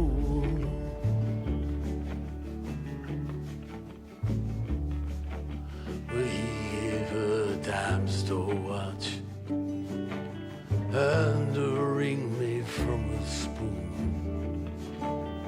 Everyone's looking for someone to blame. And you share my bed, you share my name. Well, go ahead, call the cops. You don't meet nice girls in coffee shops. She said, baby, I still love you. Sometimes there's nothing left to do. Oh, but you got to hold on. Baby, gotta hold on and take my hand. Standing right here, you gotta hold on. Down by the riverside motel, it's thin below and falling by a 99-cent store. She closed her eyes and started swaying, but it's so hard to dance that way when it's cold and there's no music. Oh, your old hometown so far away, but inside your head there's a record that's playing a song called Hold On, Hold On. Baby, gotta hold on to take a mind. Standing right there, gotta hold on. You gotta hold on. Baby, gotta hold on. Take a mind. Standing right there, you gotta hold on. You gotta hold on. Baby, gotta hold on and take a mind. Standing right here, you gotta hold on. You gotta hold on. Baby, gotta hold on and take a mind. Standing right here, you gotta hold on.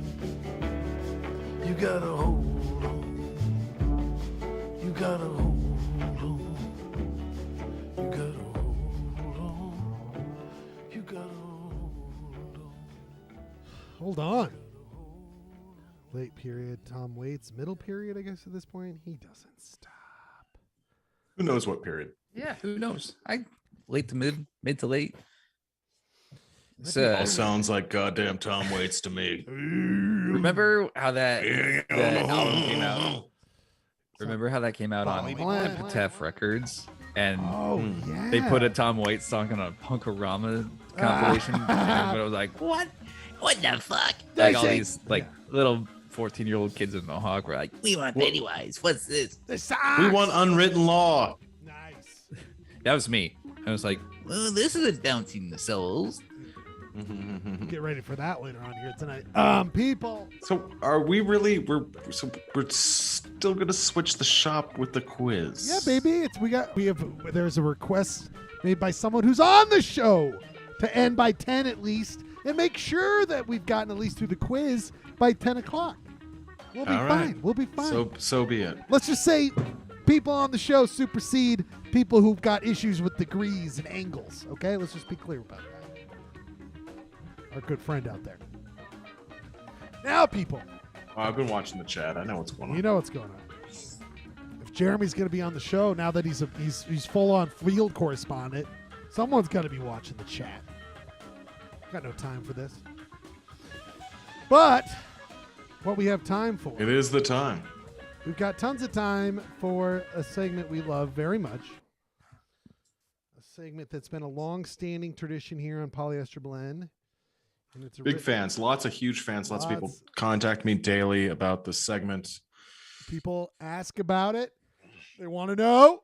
Yep. How do you do it? And I say no one knows. It's all about it's the competitors. They're the ones who bring it and make it come alive. The Zoom link is in the YouTube chat. Can I do it right now? Damn it. Join it if you'd like to be a lifeline. You are always welcome to jump. I could use some lifelines. And Clay, always looking for some lifelines. I need people to blame.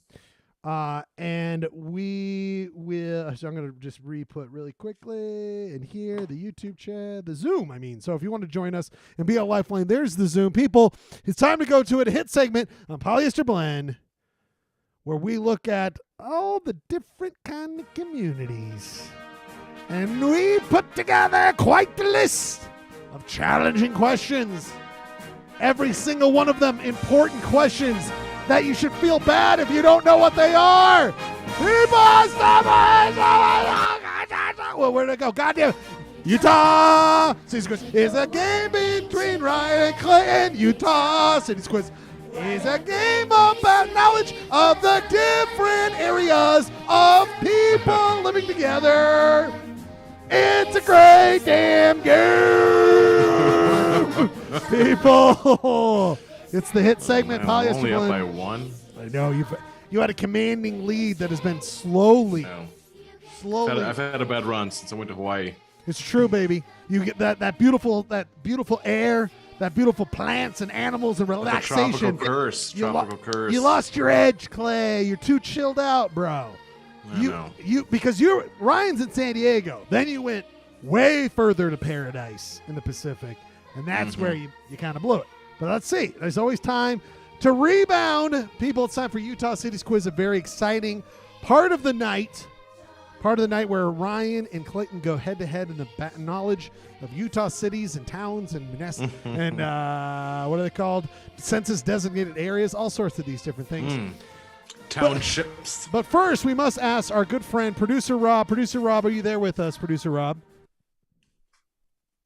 Yep, I'm here. Way to go on the tweet. It was a hit from all over, especially me. I love that tweet. Thanks for sending that over. Yeah. Keep them coming. To be fair, that was I received that from Jim.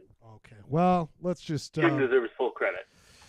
Here I am wanting to say you did a great job, but now you're the ass. True here, my friend. You are the ass. But you did bring it to my attention, so you still get some credit. Now, the real question everyone wants to know, Rob, how are the dishes coming along? All they need is some drying, man. Perfect. We love to hear it. Rob is one of our many members of the Lifeline, because anyone can be a Lifeline now in the Utah City's Quiz world. But gentlemen, we must go over this. You can see the scores right now. Clayton in purple, Ryan in yellow. Clay, like you said, it is just a 1-point lead for you right now, buddy. Yeah, with all those cheating marks in red, but okay. This is a part of the game. It's a part of the game, buddy. It's a part of the game. Cheating is part of the game, I guess. It is. I mean, this is Utah What are City's they, Quiz. Houston Astros? Hello! Clay Dog, you did not win last week, but you have a chance to guess, just like Ryan. Where do you think? We mentioned it's going to be in Kane County, our first entry into Kane County. What city do you think in Kane County that we're doing this week? Well, I want to go Kanab. Fredonia. But I will go Fredonia. Gerke, it's not your turn yet. Okay, you got to keep it. But I will go Fredonia. Fredonia. That was going to be what I was going to say. Yeah. Fredonia. Okay, I'll say Kanab. Okay, Ryan goes Kanab. Now, I hope it's Kanab. Now, did we determine that Fredonia? I believe Fredonia is in Arizona, gentlemen. I believe that's the first issue you're going to have. Okay, let's backtrack. I'm going to go Big Spring, Utah.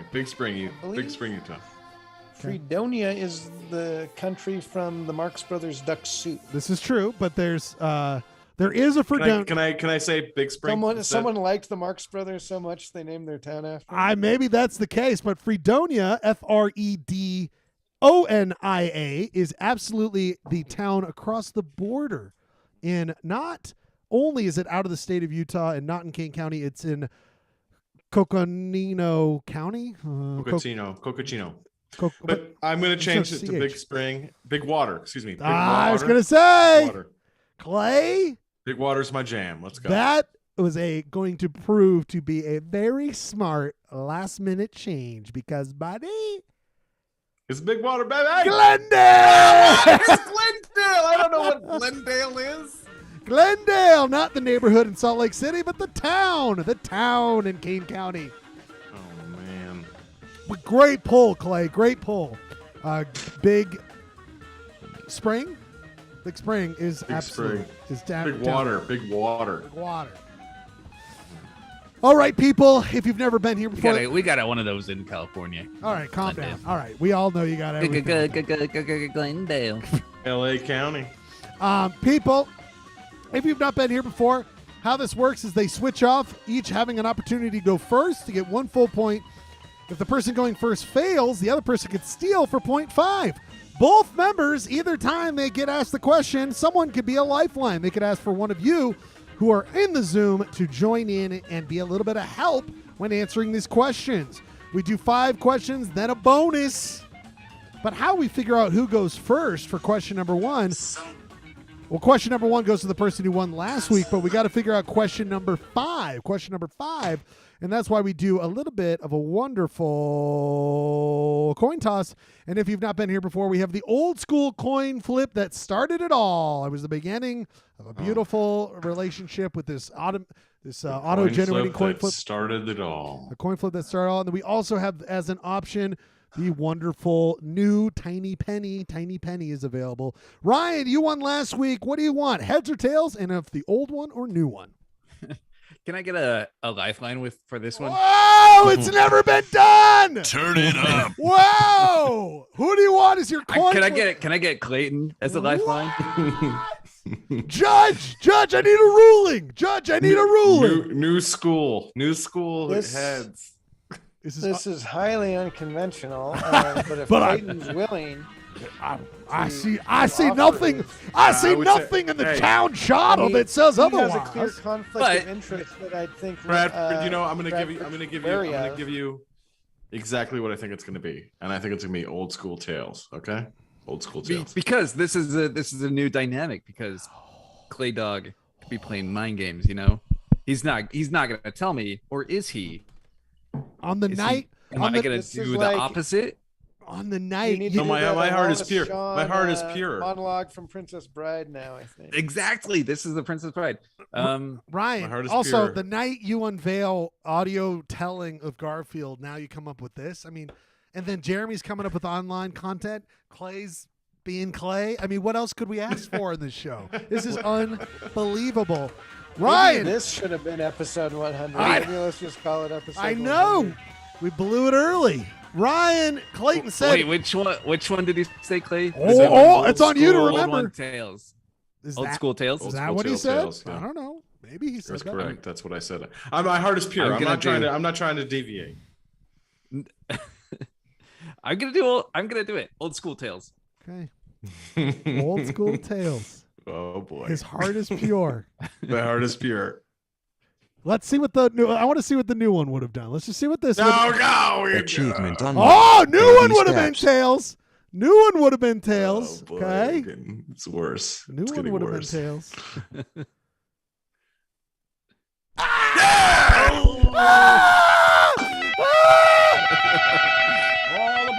All aboard! My heart is pure. Shall set you free. Thank you, Clay. Thank you, Clay.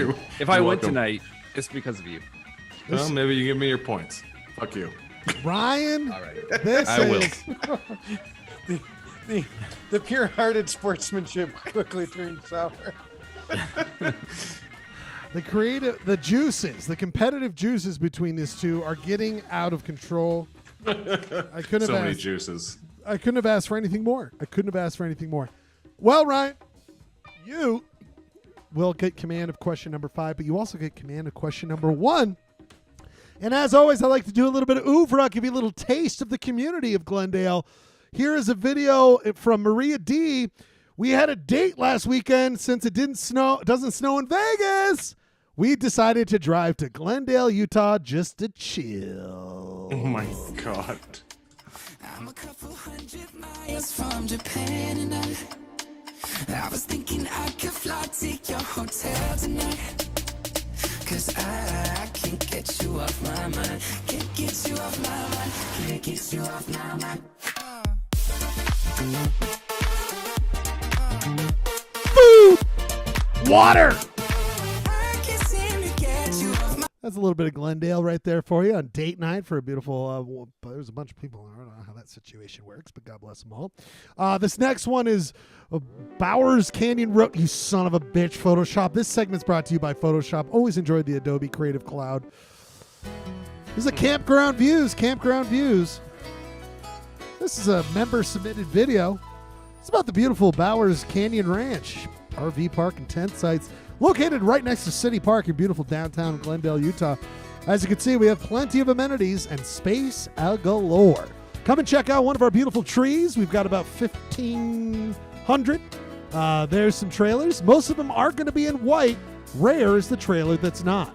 But that's just a beautiful little thing they got going on there. And then this one I found a little interesting and a little sneak peek, I think, actually into later on in the quiz. Not necessarily one for one, but this is entitled Auto Graveyard Glendale.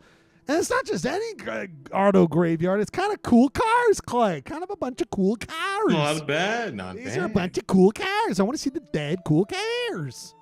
And then they've got some flute. I don't know if the music totally matches up. I would have maybe Things are really looking up in Glendale. I would have gone with a little bit maybe rockabilly or something cool like that. Well, gentlemen, now you have an oeuvre, a sense of the community down there. Ryan, we must go to you. There's a photo of the main drag. It's on, of course, State Highway 89, going the entire stretch of Utah. Ryan, that's a little bit of downtown Glendale. Ryan, the first question is for you. Are you ready, my friend? Yes. Buddy! Glendale was established in 1862. It was originally called Berryville, not for the fruit, but for a family whose last name was Berry. The reason they named it Berryville?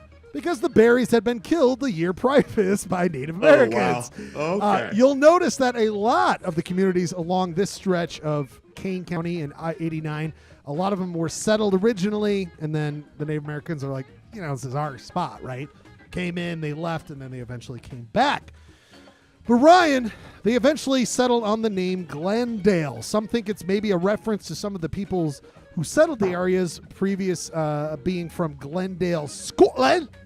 But Ryan, I didn't know this. Some think it's actually named after the surrounding glens and dales. Ryan, did you know that Glen and Dale are actual physical descriptions of an area? Did you know this? No. Now, not only that, Ryan, They're not. they're both. You didn't think it was some weird suburb off Pasadena this entire time? I thought this was a reference to the beautiful Glendale, California. But in fact, Glen and Dale describe something. They both describe a valley, Ryan. Okay? They both describe a valley. But what's confusing to me when I looked up the definitions, Glen and Dale have different descriptions, opposites, if you will, of describing a valley. Ryan, I give you 4 options. Glen and Dale. What is Glen and what is Dale? They're opposites. How do they describe the valley? I give you 4 options. You have lifelines. Does Glen and Dale mean long and short valley? Does Glen and Dale mean narrow and broad valley? Does Glen and Dale mean trees and treeless valley? Or does it mean water and waterless valley? What would you say are the opposites that you think Glen and Dale describe? You have lifelines. Oof. Gurky. We got a Gurk! Churn it up. Fredonia. Of course, it means Marx Brothers, and you are right for 100 points! I believe it's narrow and broad. I believe a glen is like a valley, and then a dale is like a hilly area. Sounds so convincing. Ooh. I would totally ignore his advice. Ooh. Well, I was maybe leaning toward B, and then Gurky solidified that. So let's do B. Narrow B. and broad. Use the lifeline. Gurky's back this week. He's back on the show, giving his 2 cents. Well, guess what, Ryan? The definition of Glen is, of course, a narrow valley, and Dale is, of course, a valley, especially a broad one. Gurky coming in big. 1 full point already for my main man, Ryan Bradford. I've been studying. Well, you've been working hard. That's why you were gone last week. You were studying the books.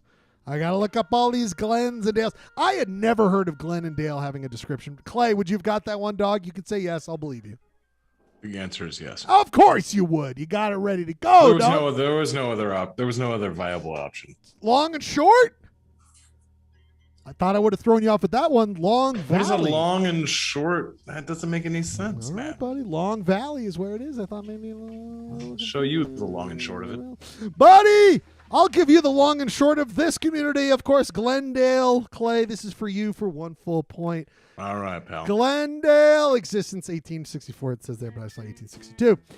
Clay, I'm going to get a little bit into it's a bit of history here about the settlement because, my friend, it involves the county you were born and raised in, Clark County, Nevada, my friend, okay? That is where I was raised. So, not born because you were born in Philadelphia. Just remember that. Thank you. Okay, sorry about that. I know the whole biography. I love it and think about it every night. So here's the deal. No, it was a very sticky situation out there in Philly. But now you end up in Clark County, and just like these people, then they left the hell out of Clark County, and you'll find out why. Clay, LDS church members abandoned blank in February of 1871. So originally it was settled, and then this was the main group that settled Glendale and made it to the community is today. Okay. As a land survey shifted the state line of Nevada. Degree is the theme tonight. Shifted the state line of Nevada 1 degree longitude to the east, placing all LDS settlements known in the Muddy Mission in Nevada instead of Arizona or Utah. So it moved these Muddy Mission LDS settlements out of Utah and Arizona and into Nevada. Okay. The state of Nevada attempted to collect taxes for previous years payable only in gold for the residents. The people of that area decided just to leave without paying. That's right. They split, not paying those taxes, and moved in to Glendale, which, of course, is in Long Which is Valley. interesting because there is an area called Glendale in the Muddy River area in Nevada, and I wonder if there is a connection between those two. Buddy, this is a question I wrote for you specifically. I think you might have some insider knowledge to get this correct, but you also have lifelines. My question for you. The blank is now a ghost town. It is a ghost town in Clark County, Nevada. Okay. Which of these 4 ghost towns were the people who moved from this ghost town to Glendale? I give you 4 options. You have lifelines. Is it A, Bonelli's Ferry, Rioville, St. Thomas, or Stone Ferry? What is the community? Are all these actual ghost towns? I will show you. There's even more. I tried to pick some from the actual list of ghosts on Wikipedia's ghost towns of Clark County, Nevada. Okay. I will say St. Thomas. No lifeline. No lifeline. No lifeline. Why do you say it, my friend? I just want to know. Because St. Thomas is the famous ghost town that was buried by Lake Mead, and it has just come up for the first time in 50 years. You can't. If it ain't St. Thomas, I don't want to be wrong. Right. You can't stomp the ball.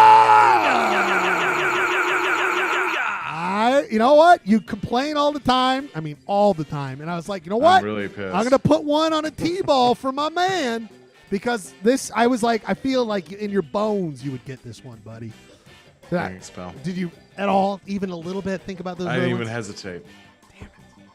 Which one would if I? There's one thing I know. It's ghost towns in Nevada. God damn, I love you so much. You know, I know how to play a 4/4 beat.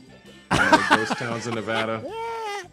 Well, and I know how to make a pretty thick cup of coffee in the morning. I hope to end up hanging out with you at St. Thomas, Nevada, having a nice buddy. good time. Let's go. You are 1-1 with our good friend Ryan. Ryan, your advantage, your lead went away because Clay just knows a bunch about a place where nobody is. That's Polyester Blend for you.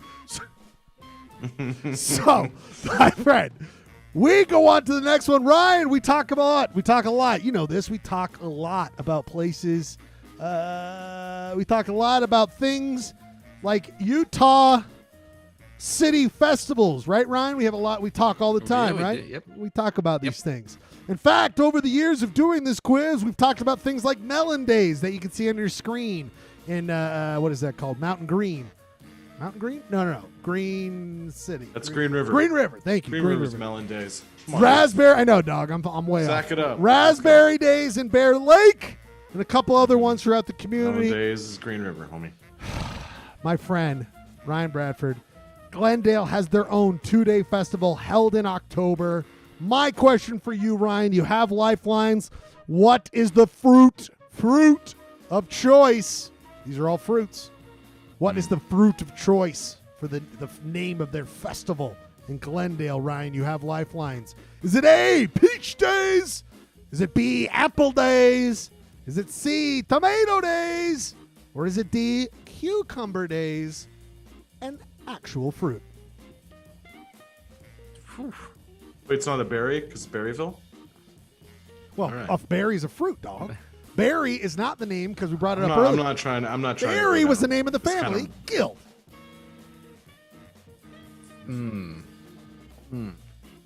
Rob, what do you think? Robbie.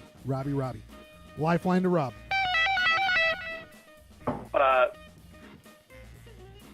My gut says Peach Days. Peach Days? Okay. Do peaches grow down there? Look, I can't say anything for sure. Okay. This is why you love him as a lifeline. I do not have a lot of confidence in this answer, but Peach Days feels right to me right now. Peach Days feels it. Points for honesty as a lifeline. Yeah. I mean, now Ryan. You know what? I'm gonna do it. I'm gonna do Peach Days. All right. A stone fruit. Stone fruit. Stone Temple. Stone. It's a stone fruit. So here's what I will say, Ryan. Cold guess. Ryan, what do you to me, sometimes when I think of stones, I think of Stone Temple Pilots. I think of Stone Temple Pilots. I think of the Rolling Stones. 1999. I think of the Boss Stones. The Boss Stones. The mighty Boss Stones. Fruits. I think of all these different bands.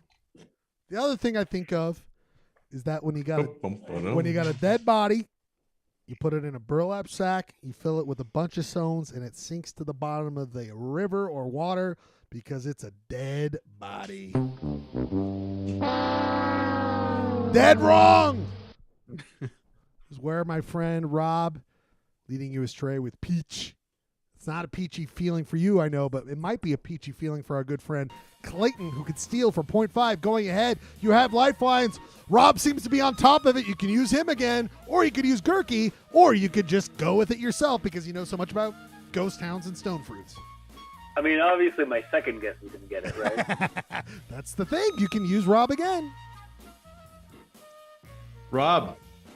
Oh, my God. Oh, it's look, it's definitely Cucumber Days.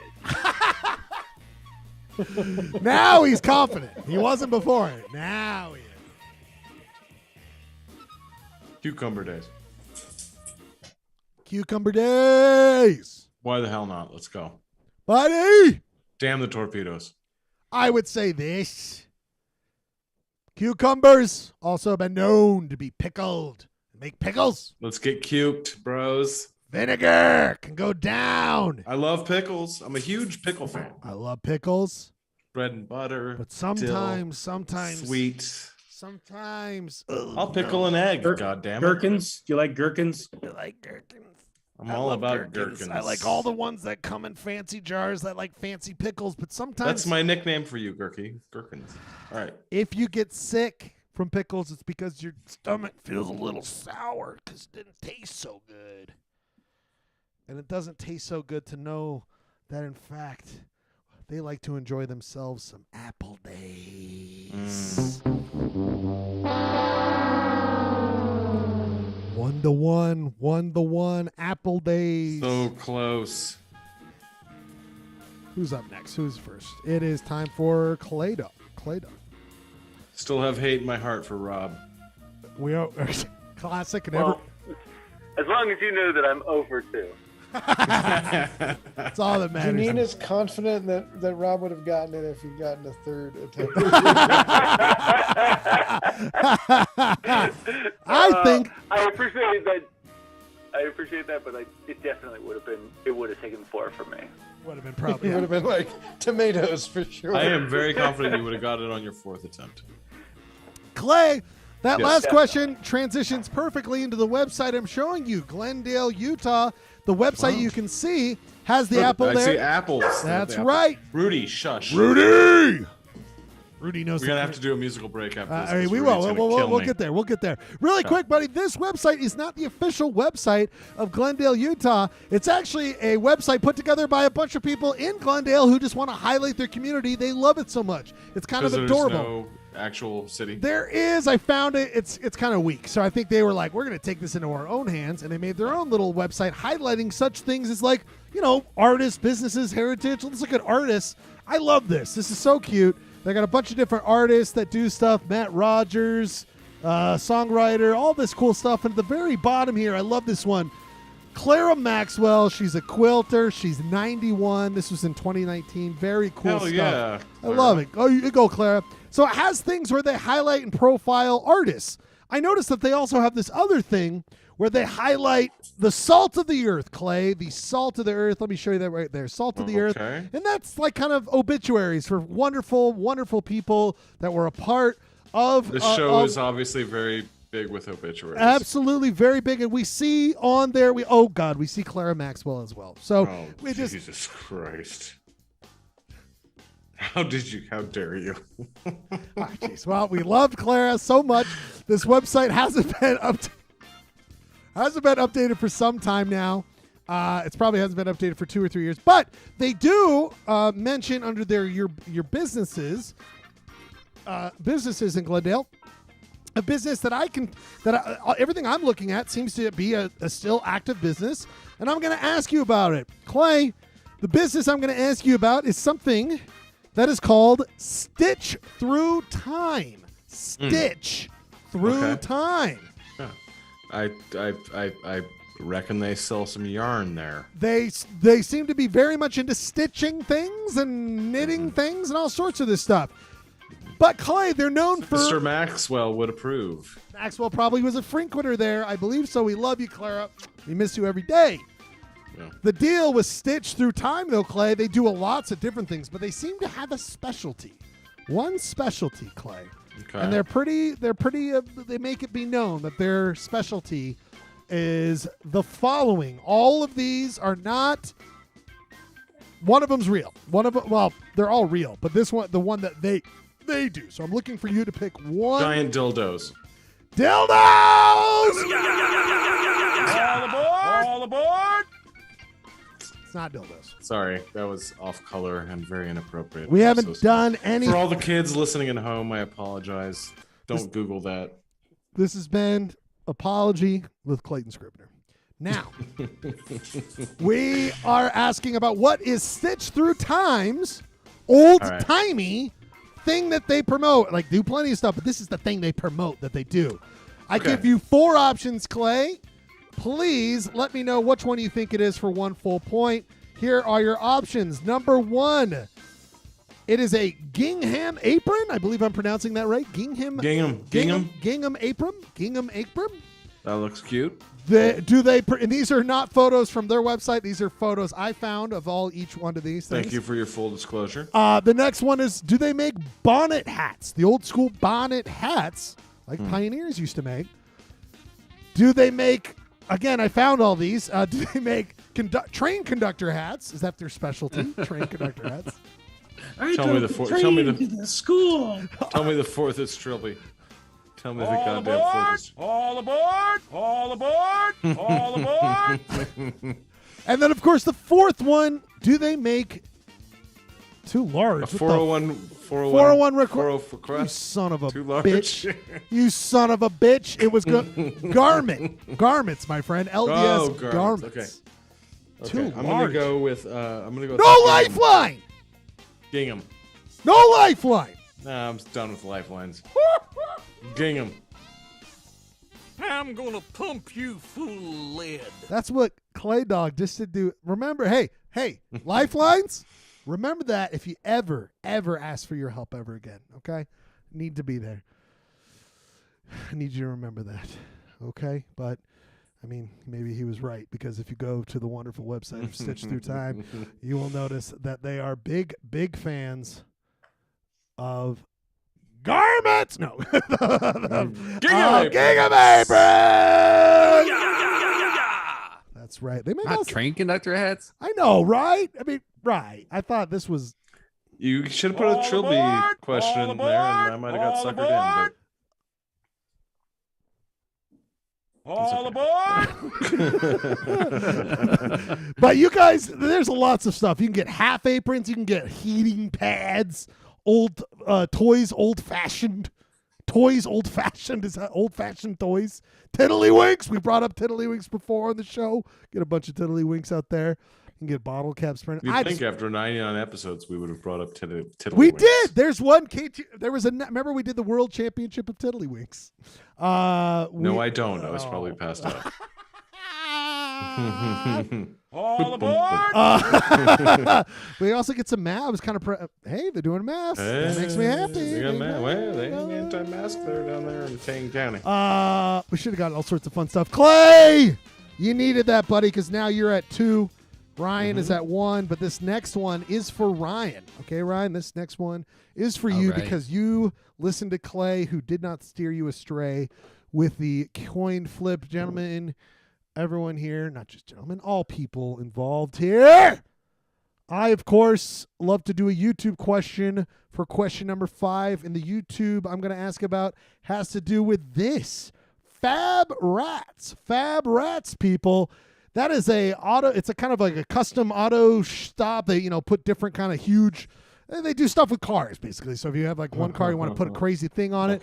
Very popular. People, they seem to have made their popularity by their YouTube channel that has almost 400,000 subscribers. This small auto body shop in Glendale, Utah has a massive, massive following on YouTube. They seem to be doing all the fun stuff. I mean, I love it so much. They're doing what they got to do out there. Very handy, very creative. They save stuff. They go out in the desert there and they fix things and they do the things, and it's all very fun. I got my attention was with this video. It was entitled, "This is Stuff We Don't Want You to See." Is when we put the videos together, if it's not relevant, it doesn't make the cut. There's lots of stuff I do that doesn't make the cut. There's good times, so there you go. Now, I watched this video. It's cute. It's charming. It's wonderful. And, go and check it out. But it wasn't the video itself, Ryan, that caught my eye. It wasn't the video itself that caught my eye. What caught my eye was, of course, a comment, Ryan, a comment on this channel. Very fun comment. It was having a good time. It's from this guy. His name is John Me. He's got a picture of an orangutan. He has never posted a video. He follows all sorts of things, including Weird Al Yankovic and Jeff Dunham and all the fun. Wouldn't do those things. Yeah. Taylor Swift follows Taylor Swift. Heck yeah. God bless. I'm a big Swift head. So this person seems like a fun character, just likes following things and commenting on them. Ryan, I couldn't help but John Me's comment. And I'm going to read you the comment, and I'm going to ask you a question about it. Okay, Ryan? All right.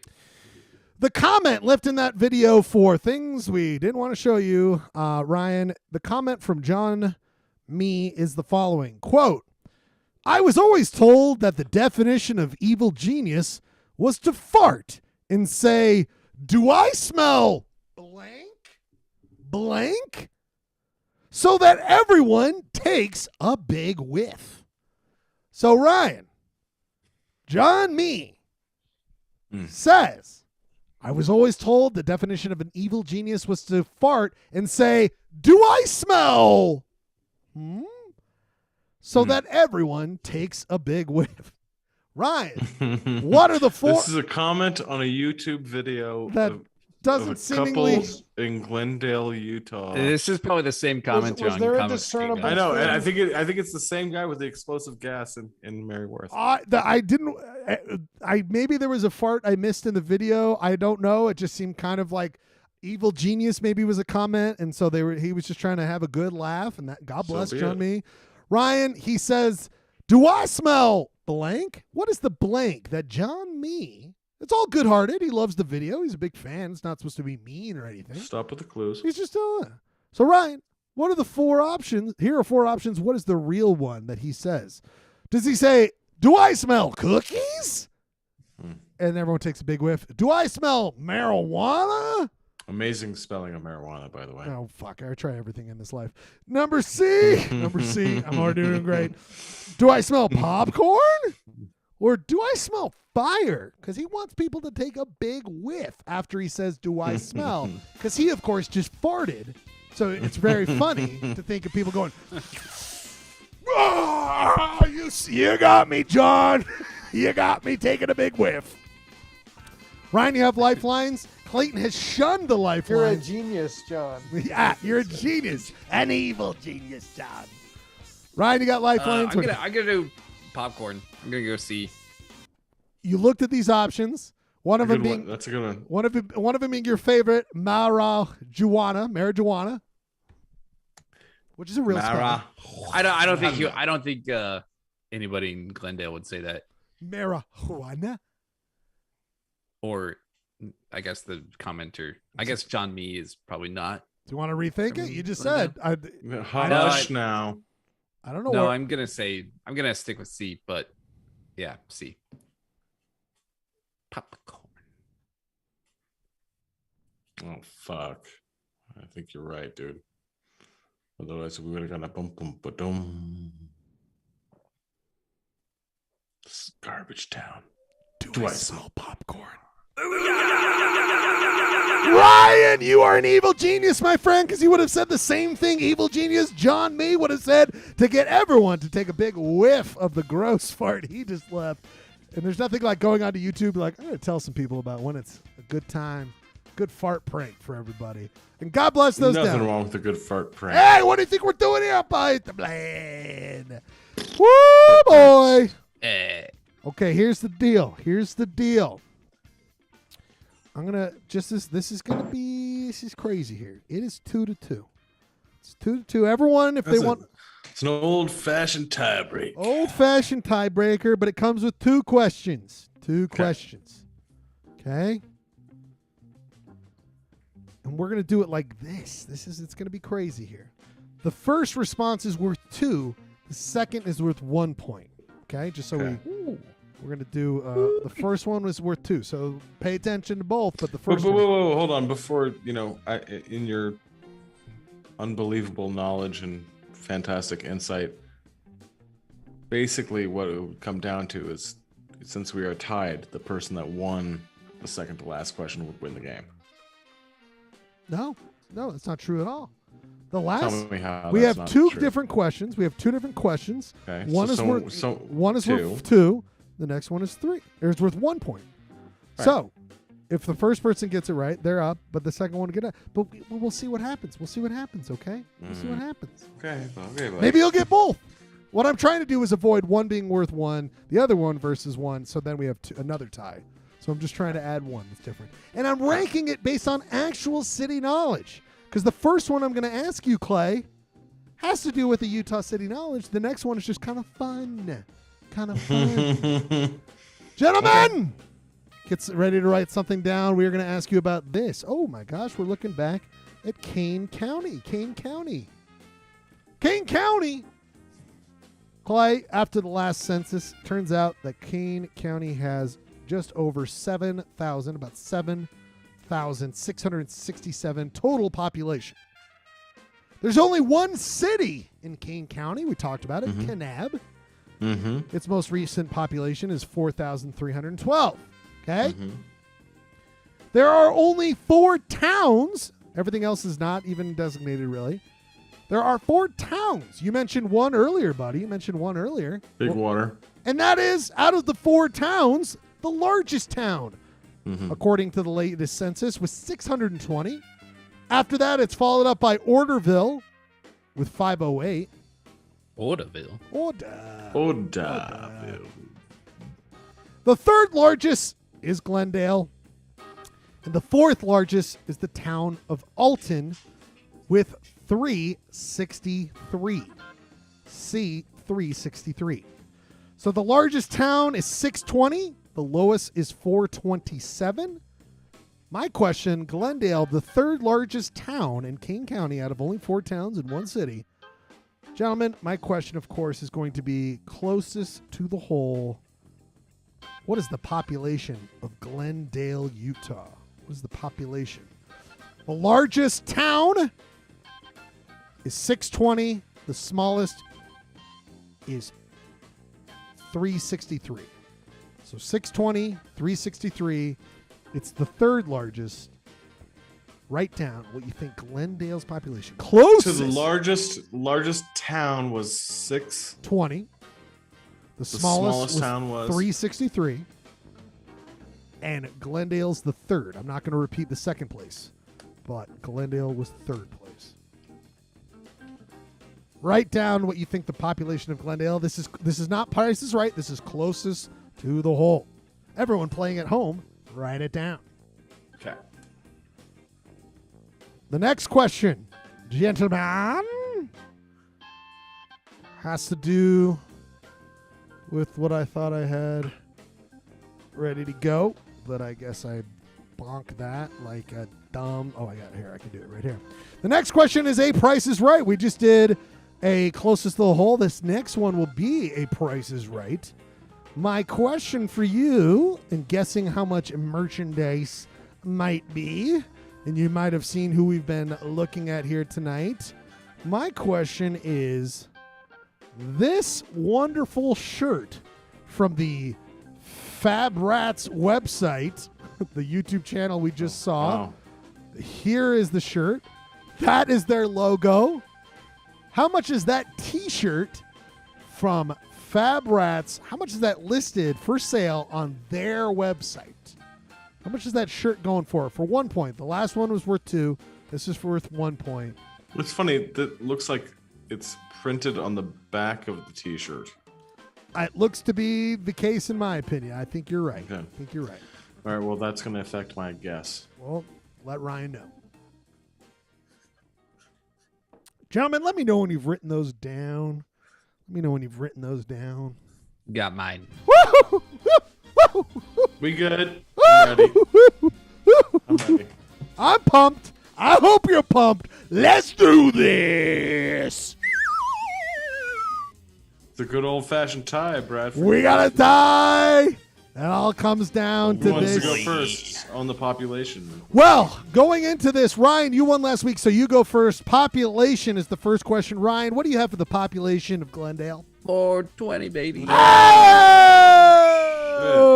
Guess what? I've got 415. Woo!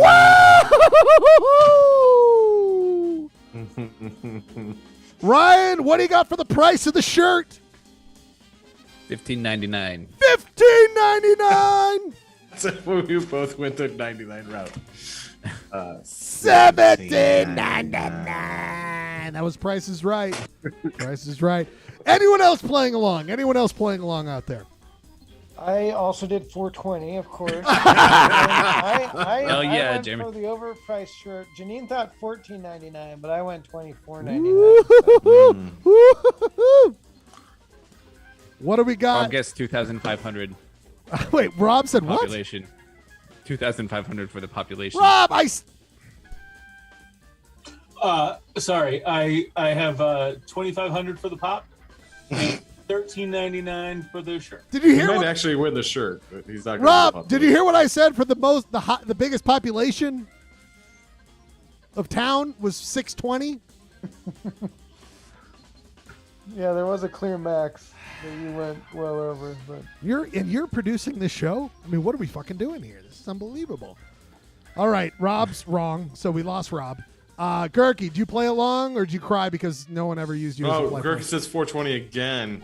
And also $32.99. I think that's over. I mean, are we including shipping? I did not clarify that, but I'm going just what it says as retail price.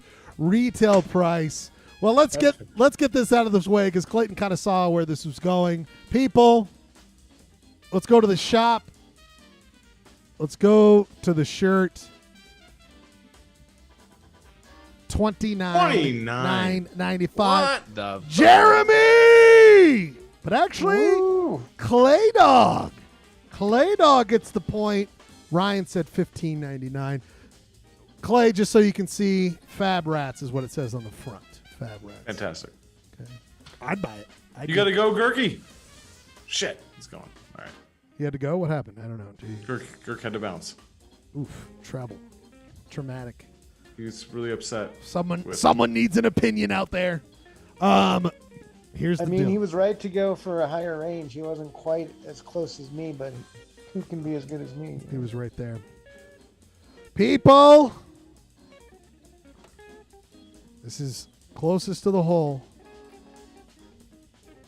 The actual population. Glendale. This man was 7 off. And not only does he get this right, he got the last one right. Ryan Bradford, he swept the goddamn ending, my friend.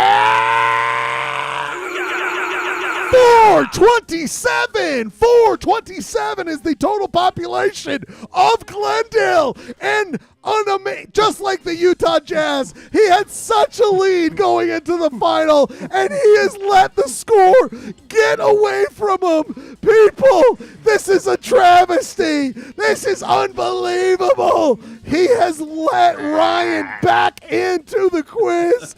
He has let him back in, and it is now. That one was worth 2 points, and the other one was worth 1 I know. point. I feel like there was some like sliding scale. But it didn't matter in the end because he got all 3. Oh wait, shit. Sorry, I'm sorry. No, Clay, Clay, yeah, you're right. right. Clay. Sorry, I But thought don't be Ryan a got all dick, dude. Sorry. Clay, you got that shirt right. You know your retail prices, but you failed because and I was city quiz. I gave the emphasis more points to actual city knowledge. Hey, don't look. It's 26. 26. We got Clayton made the fatal 250 mistake of cities to not go. picking 420. I mean, you're the only one. You outsmarted yourself. People, Clay has got to let Rudy out. That means we must go to a 2-song right. set. I'm going to play 1 song. Jeremy, I got your song loaded up, so we're going to do 2 songs. We come back with You Shot Bro. Thanks for being here. We can do 2-song set. We'll be back after 2 songs for You Shot Bro. I love you all so much. We'll be... Actually, I'm going to play your song first. This is the hymn for the cigarettes from Hefner, right? Hefner? Correct. Hefner. 2-song set, 1999 songs. We love you. Thanks for being here. Jeremy's pick.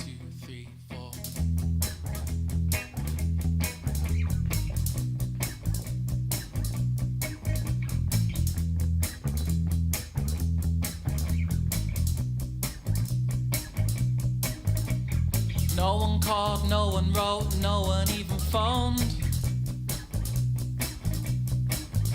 So no one knew that I was with her on my own. She smoked in my bed cause she thought it would annoy me. But I love to see the girl smoke in my bed. I love to see the girl smoke in my bed. I love to see the girl smoke in my bed. I love to see the girl smoke. Love to see the girl smoke. How can she love me if she doesn't even love the cinema that I love? What does she feel if she doesn't have the feeling that I have in my fingers? This joy I have could lift this ceiling from its rafters, but I'm not laughing. Oh, we feel nothing, so we search for nothing, so we achieve nothing, love. We feel nothing, so we search for nothing, so we achieve nothing, love. Lucky strikes remind me of my friends out on the west coast. Camel lights remind me of my ex-girlfriend at Christmas time. And Marlboro Reds remind me of giving up in Berlin. But B&H remind me of not giving up but giving in. B&H remind me of not giving up but giving in. B&H remind me of not giving up but giving in. B&H remind me, B&H remind me. How can she love me if she doesn't even love the cinema that I love? What does she feel if she doesn't have the feeling that I have in my fingers, Lord? This joy I have could lift this ceiling from its rafters, but I'm not laughing. Oh, we feel nothing, so we search for nothing, so we achieve nothing.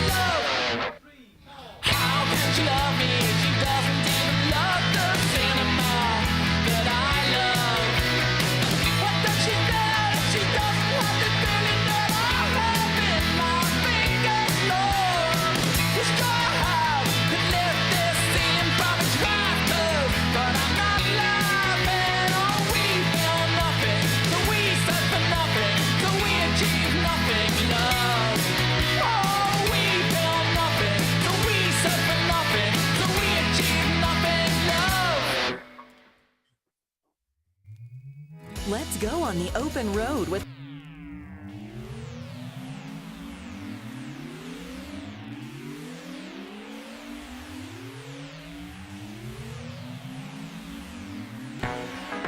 Hey, Matt. Yeah, Tim. Hey, you talked to Mark lately? I haven't really talked to him, but he looks pretty down. He looks pretty down. Yeah, well, maybe we should cheer him up then. What do you suppose we should do? Well, does he like butter tarts? I was lying on the grass of Sunday morning of last week, indulging in my self-defeat.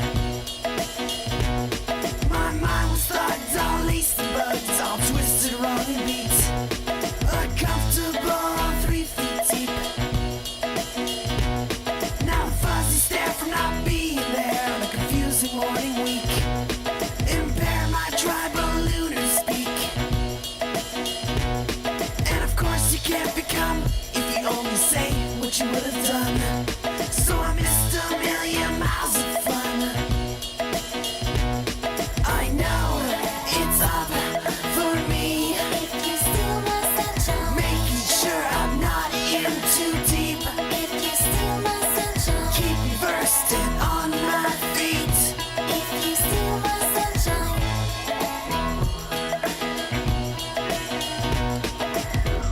Chip, come here. Wow, look at her. I know.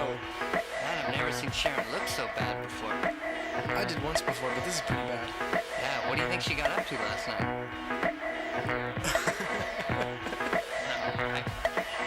Sharon! I love I was flying on the bench, sliding the park across the street.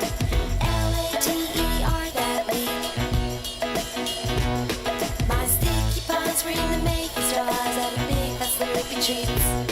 Incredibly full heat. Now the funny glare of pale gleaming tear and staring under heat. Involved in unusual feet. And I'm not only among, but I invite who will wanna come. So I missed a million miles of fun. I know it's up for me. If you steal my sunshine, making sure I'm not in too deep. If you steal my sunshine, keep me bursting on my feet. If you steal my sunshine. I know it's done for me. If you steal my sunshine, not some and hard to see. If you steal my sunshine, keep me dumb and built to beat. If you steal my sunshine, my sunshine. If you steal my sunshine, if you steal my sunshine, if you steal my sunshine, if you steal my sunshine, if you steal my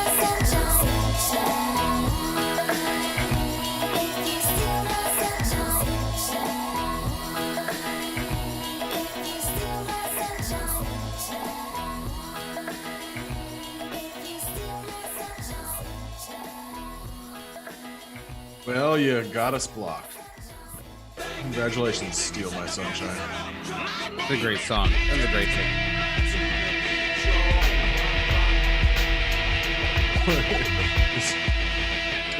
Schlegel pass out? Is he still around? He was playing all the great at once. We're blocked. Let's go. Gotta give him Let's go. No, it's still good on YouTube. Oh, it's ba to ba. Still good on YouTube. We're still good on YouTube. No, he blocked on forgot it's Facebook. blocked? But Is that did what you just happened? play ba to bang dang diggity? Dude, that's like 90. Because also, you know, Nookie came out this year. You know, when I first saw this video, I thought, it's over. Like life as we know it is over. Society is over. Like, this guy got a record deal. I told you that, like, so I love this song because this is right in my wheelhouse. And I showed my mom, I was like, he's from Michigan. And my mom, like, never had ever done this before. And she looked at me, she was like, I just don't like this music. I just don't like it. And I look back, I'm like, damn, she was right. She was right.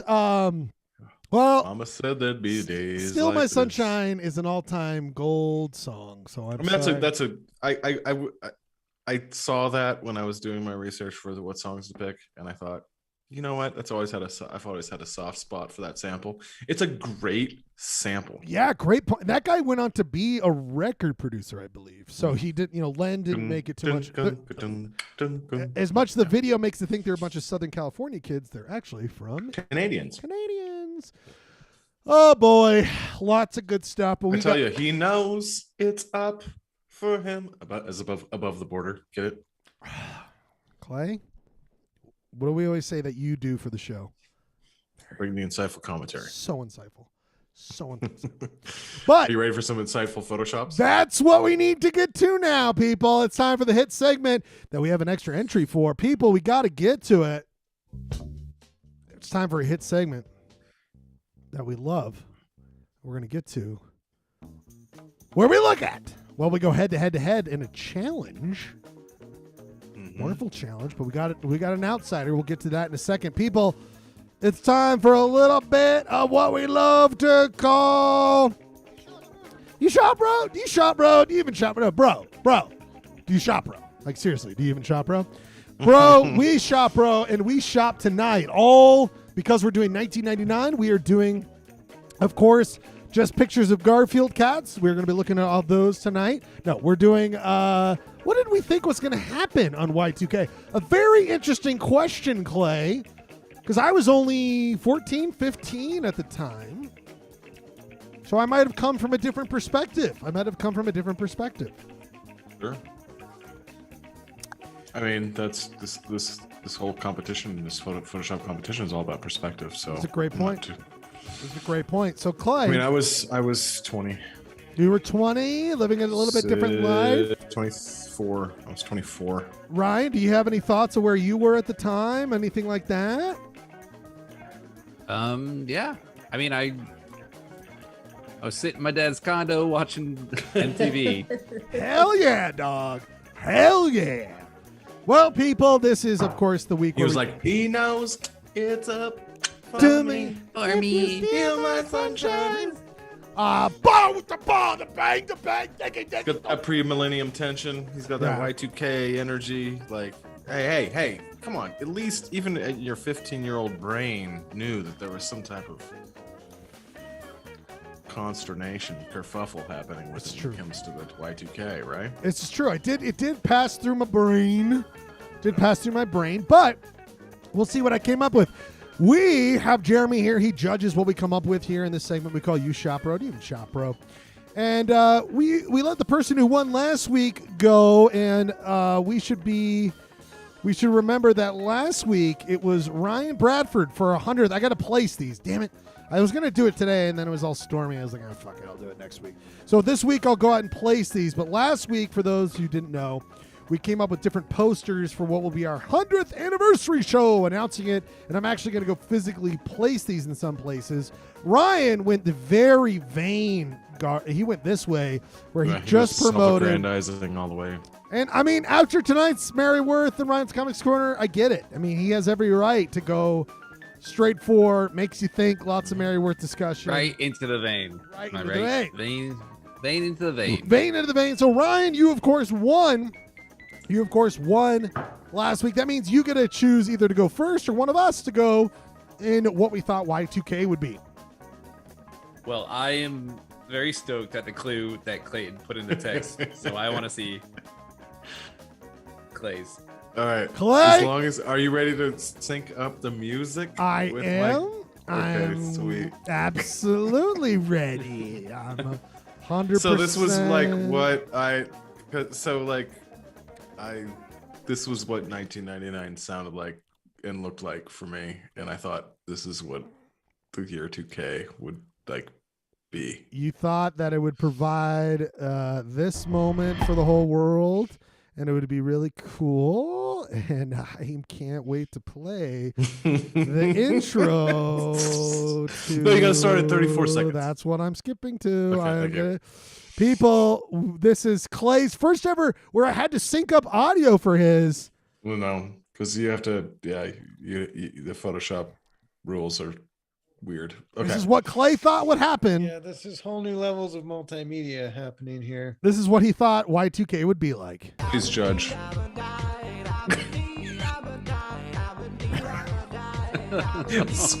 Zoom out.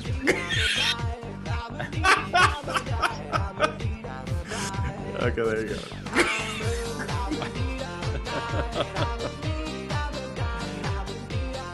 Yep. Thank you, Bradford. Bradford appreciates this. Look at my transform skills. My transform skills fit right into that first gen iMac.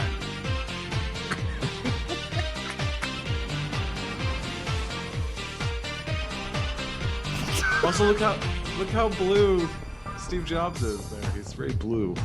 And he's got the blue guys. I think he's bluer now. Also, fun fact before the judge renders judgment here. That was the number 2 best-selling song of 1999. Bradford, do you remember Danny Repko's video for Blue? What was number 1? I think about that every day. Number 1 was Britney Spears' "Hit Me Baby One More Time." Oh, that should have been the pick. I should have played that. Scrubs is also good. Ryan had Scrubs up there. So you thought why Blue K?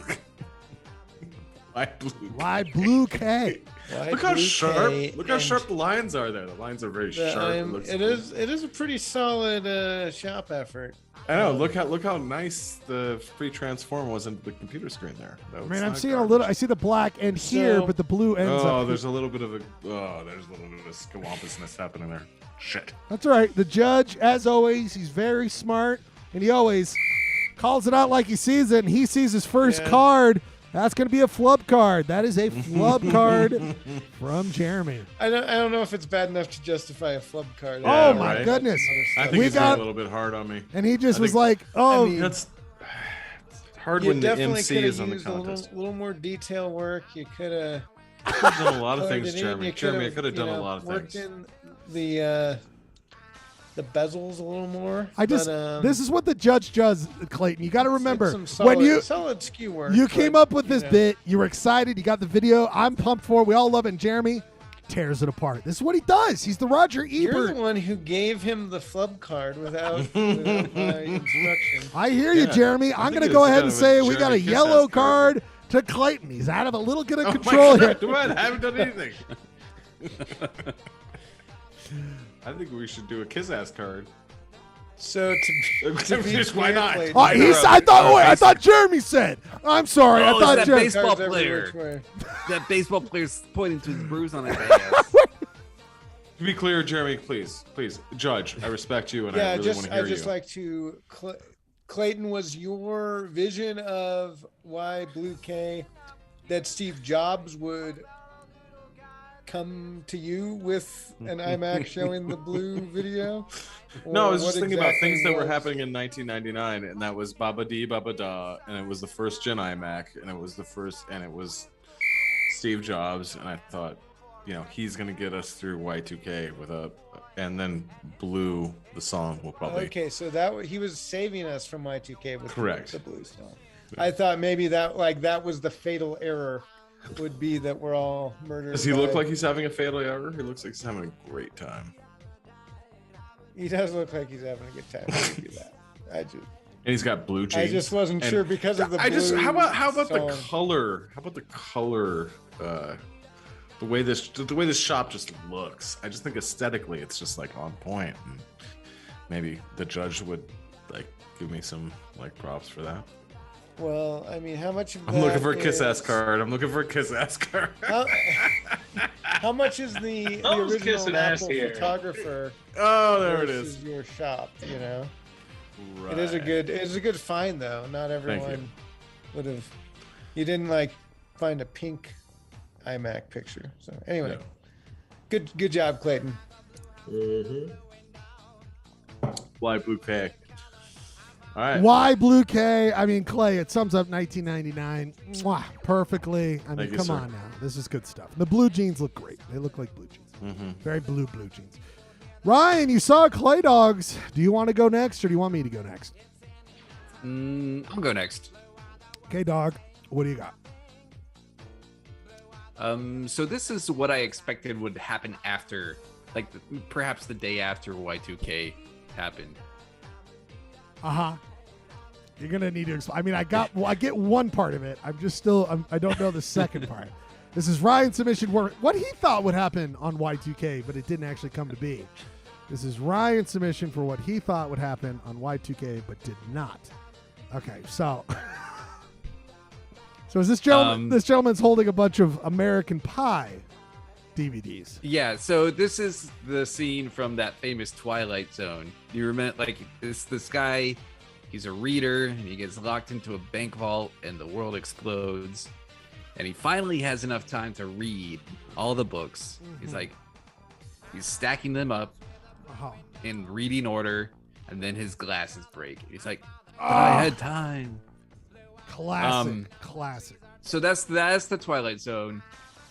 But in my head, since American Pie was, of course, the big... More realistic to the time. Yeah. More realistic He's just going to watch American Pie over and over. Yeah, he would just have American Pies and all the associated movies. Now, just piles of them. Now, are these time. all franchise titles that had already come out by... This is the 99? question. Well. This is the question. Because you know what what does that smell? What does that smell? I smell something. I think I smell a little fucking flub-ass card. I think I smell a flub-ass card. I know that had a scent. Because the scent is not Photoshop, but my man's sense of chronological release of these American Pie movies. Because I took some artistic liberty. He admits it! He admits it! Jeremy, give it to me. Let me give it to him. Let me give that color card. We're made in before. Let me give him a card. Fine, give it to Yellow card! These are not movies that came out by the UI2K, you fool! Yeah, only the first American Pie, I believe, had come out. Fatal Also, Flaws. Bradford trying to creep on my cinematic shop scene. He knows how to. That's a true This kiss. is technically classic television, so Oh, yellow card for yeah. Man, there's yellow cards. There's yellow cards flying all over. Like, That's television. Schlegel's strategy is like Bradford and I both get ejected from the game and he wins. Clayton his plan is to win by default. Or Schlegel's plan. He doesn't even have to show his shop. Everyone else has been disqualified. Yeah, let's not see your shop. Uh-oh. I forgot about that. Shit. Ryan, I love this idea, though. I think this is fantastic. Just like Clay, this is funny stuff. It's a deep cut, homie. It's Good good job. stuff. That's good stuff. I'm just going to say, it goes bam off my tushy, and it's good. Very good stuff. Some strong entries. Strong entries. Mine's more of a. We're into directions and degree turning tonight. I'm gonna degree turn here. Now I do have pop culture aplenty in mind. Okay. I was fixated on what the words you said, Clay. You said the words what I thought would happen on Y2K. Correct. And I remember, and I sat with it for the day, and I was like, okay, what did I think? You marinated on it, and I was like, what did I think was going to happen on Y2K? You were 14? I was 14, and that's the key, Clay. I think I thought of Y2K. I knew it was around, but I didn't have any skin in the game. I was a 14-year-old. My life, I was just preoccupied about my next day. I thought it would have been treated just like another day. And I would have the same hopes I had the day before. I wasn't really worried about what Y2K. You didn't have any pre-millennial tension? Not really. I didn't. I mean, I was a pretty dumb kid, so I didn't have a lot. I was like, duh. No, I just didn't really. I guess I didn't factor in how much you were an idiot. I'm like, duh. Why? It's like when I proposed the shop, I didn't realize. You didn't realize I was a dullard. You were barely a sentient being. Exactly. And that is why, for my entry, that's why this shop is going to be really bad. This is why. Man, that's such a good butt. Oh wait, hold on. Man, that's such a good butt. Oh, that butt. Oh, boom. Oh, right in the right. Such a good Oh. butt. That's why Sorry, I don't mean to interrupt. No. But what man? What a good butt. Listen, I get being infatuated with your own segment. It's a good. This is what you produce. Now, this is why I produced this. This is what I thought would happen on Y2K. Clay, if you're watching here, Clay. If you're All right, I'm watching. Of course, I'm watching. This is my entry this week. Oh, God damn it! I had the fucking wrong son of a bitch. I'm sorry. Great stuff. I'm sorry. I love it. This is what This is very personal. Still think that's a great shop. So. Oh, wow. So I went with just exactly where I was in 2000. Is that what your hair looked like? So this is me in my 1999 room with my computer and my hockey phone, and the Red Wings go back to back. My Kid Rock poster. I'm playing Mario Did you really Kart. have a Kid Rock poster? I go Kid Rock. No, but I also didn't have a beard and a mustache when I was 2000. But I was thinking maybe this year I'll make friends. Maybe this year I will make friends. Maybe this year. And that is why we're doing. Hey, I was your buddy. I was your friend in '99. It was like we were on the cusp. I thought about this and I was like, we were getting there. We weren't there yet. Maybe I'll have friends this year. So, but honestly, and you did make a friend then, apparently. And I did. And dreams come true, everybody. That's why we do Polyester Blend, and we won't make it to our 100th show because we came to the conclusion of what dreams do come true. That is the theme of the Polyester. And you will make friends Blend. just like we did on Polyester Blend. But I typed in 1999 kid in his room. And this is the image I found. And it was like it was a lot of Pokemon stuff. You can see the Pokemon thing on the left. But he was holding an N64. And Ryan, in 2000, you would find us playing a lot of N64. And I did have that phone, Ryan. Do you remember I had that hockey phone? Do you see the hockey phone on the right? Mm-hmm. Oh, yeah. And Were you guys playing that 007? Oh, hell yeah, dog. Hell yeah. Did you get that Kalashnikov? Or did you get the... Double. What was your favorite weapon? I liked... it was the AK-47 doubles. I loved that thing. The double AK-47. It had a lot of power. It was all about the proximity mine. Proximity mine. All about the proximity. Those are proximity like mines drop are great. proximity Play 'em mine right. and roll back. Yeah. Good stuff. Well, except I was playing it stoned at 24 and you guys were still in high school. But okay. Yes, and I was just hoping to make my first friend. Who knew that later on I would make another friend? But yeah, those are our 3 entries here tonight. And it's up to the judge. Oh no! Master now.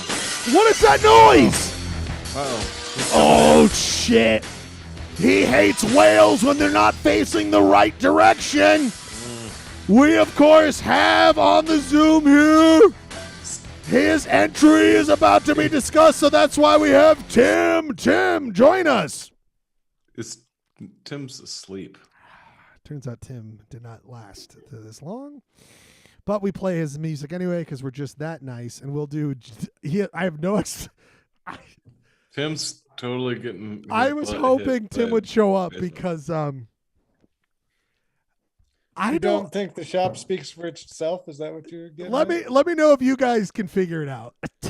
Oh boy! This will make it fun if we all have to sleuth it out. I can't wait to just. This is the same guy who wants whales facing the way he wants them to.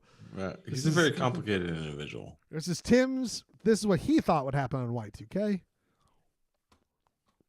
Oh, it's the Matrix. I'm assuming we're all living and over Salt Lake. Yeah, like the sky is the computer screen that failed, so our alternate reality came true. In that, not a bad layer behind the temple, though. You know the way he. Agreed. Not good, but not bad. So, well, the Matrix did the first Matrix 99, 98.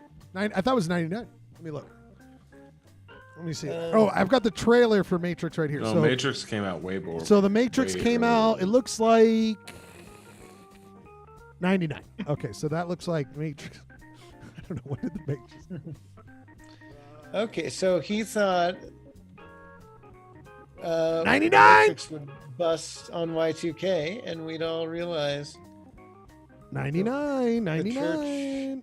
March Salt Lake 24th. City. Hey, it's part of the Matrix. just under a month ago in 1999, March 24th, it says. March 24th. But he is assuming, like you said, Clay, I think to start things out, and Ryan, that it was the Matrix itself that started to fail. Which is weird because that's presuming. So the year 2000 was in our Matrix, but the people who made the Matrix for us are going on the same timeline. So our year 2000 would be the same for those on the outside, even though they could have made us be beings from any time period, really, if you ask me. You know, Yeah, but as Clayton mentioned, he and Timmer were in college at the same time, so they were both getting high and playing N64. Correct. So they weren't necessarily thinking all that through. But also, I mean, like, I'm thinking baba dee baba da baba dee baba da. I don't. You know? I don't know. I'm not too familiar with. Oh, do you mean something like? Oh, do you mean something like this, Clay? That's what I'm talking about.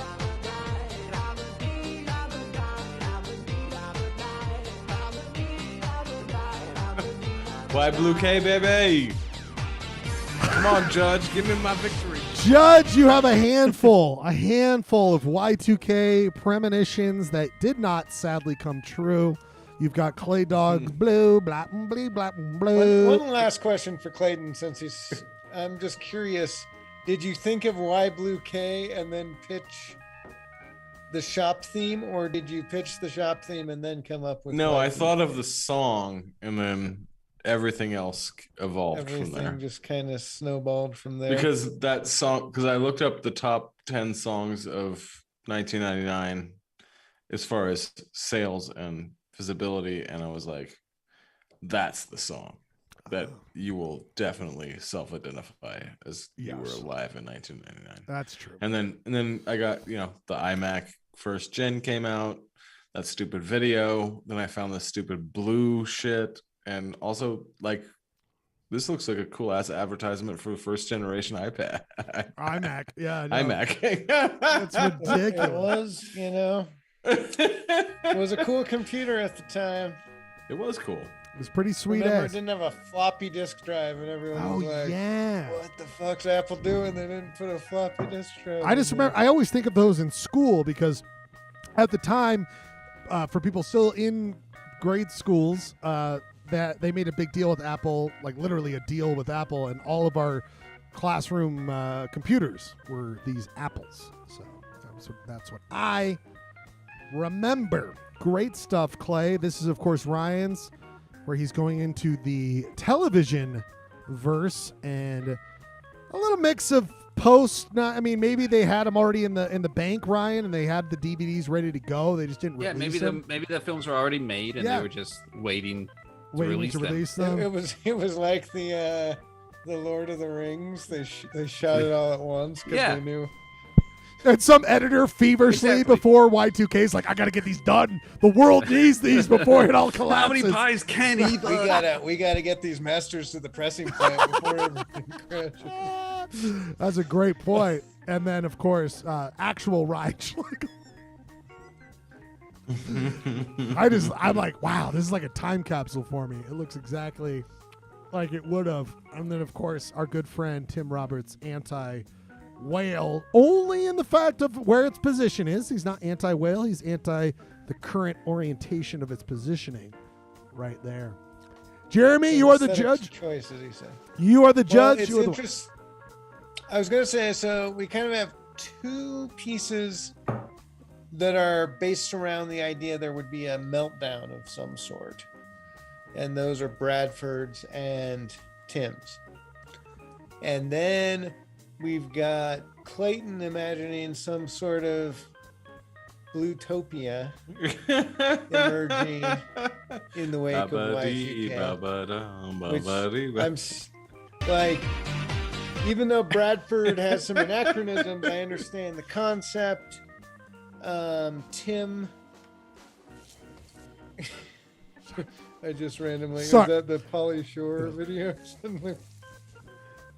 Oh wow, what is this? No, sorry, I hit the wrong button, but I forgot that we made What was that? Do you remember? What is that? Do you remember this? No. Do you remember I'm this? gonna have to issue No. a yellow card for breaking the judges' concentration. I'm trying to evaluate these shops. Sorry, I hit the wrong You button. know, I'm so I sorry. Never. for that. You know what? Please keep hitting that button. again. Yellow card Please for keep me. hitting- Yellow card for me. So many yellow cards. And then Schlegel's got some, just the deprecating humor, so giving it a whole other take and really bringing his pathetic childhood to life in a way that, hits you emotionally, but also has some humor and has some fun details scattered in the background. You just wrote my elevator pitch for my biography, by the way. Thank you for doing that. So I'll write that down. So it is difficult because, the gags are so different that it's like, it's harder to evaluate them because they're all unique works of art with value. But as judge, I have to make a decision. Yep. Ready, And set, go! I'm gonna have to give it to that ass. The ass wins!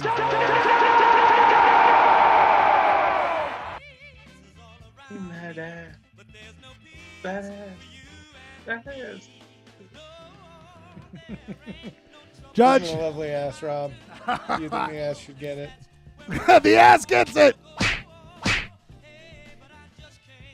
All right. Well, if the ass can't get it, I'm gonna go for Bradford Oh my! because I feel like he was despite the completely anachronism- wrong with the choices he made. Completely wrong. He should have had the Matrix in there. He could have had all the 99 DVDs. He could have had Fight Club in there. Boondock Saints. Now probably. you're making you're making the action- shop for him. That's what's unbelievable. You're just Yeah. excited about this, Clay. I think you and I feel. Clay left. He's gone. Clayton saw the writing on the wall and just left.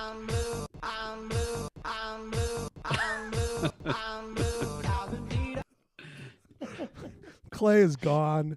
We've lost Clay. Stacks of American Pie DVDs. The only thing in the vault. The only reason Rob is watching is for this. That's the only reason Rob is watching. I mean, this is. Just want to see more of that ass. Let us quickly go to the press conference. It's time for the post-game press conference. Ryan, are you there? Yeah, I'm here. Let's go to the guy who's in your Photoshop magazine. God almighty, you got me. I'm out here, I'm watching all of the American Pie movies. Oh, they're so... But my glasses, Ryan, what do I do? What happens? What does the young buck do with the pie? Oh, buddy. I can't see. He gets the pie, I can tell, but then something happens with the young buck's trousers. What does he do with the pie? He's fucking the pie. Oh my God. He does what? This is what you wanted. This is what you finally had time for. You're telling me I'm stuck for eternity with this show where the guy has sex with a pie? Oh, yeah. Oh my God. I don't think I want to be alive anymore. No, it's really good. No, it's really good. Don't. We lost. Oh, jeez. Oh my God, we lost him, Ryan. Oh my God, what is this? Headshot. Oh, that's unnecessary. What in that universe does that? That's unbelievable. I have no idea. Let us go to Rob. Rob, are you there? Yeah, I'm here. Rob, this is from Dad Ass Magazine. This is a question from Dad Ass Magazine. You like that ass dog?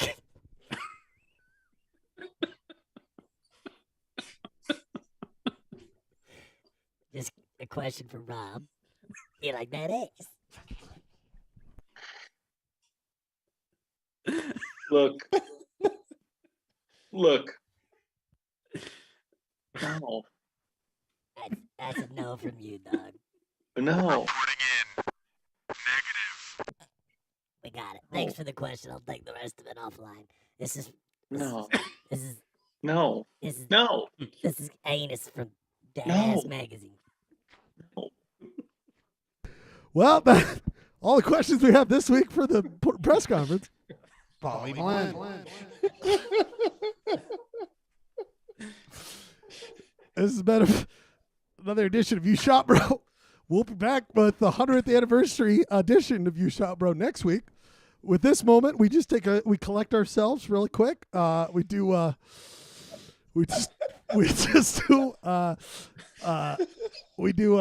a quick one song, and we'll be back after one song break here on Polyester Blend. My last song from 1999.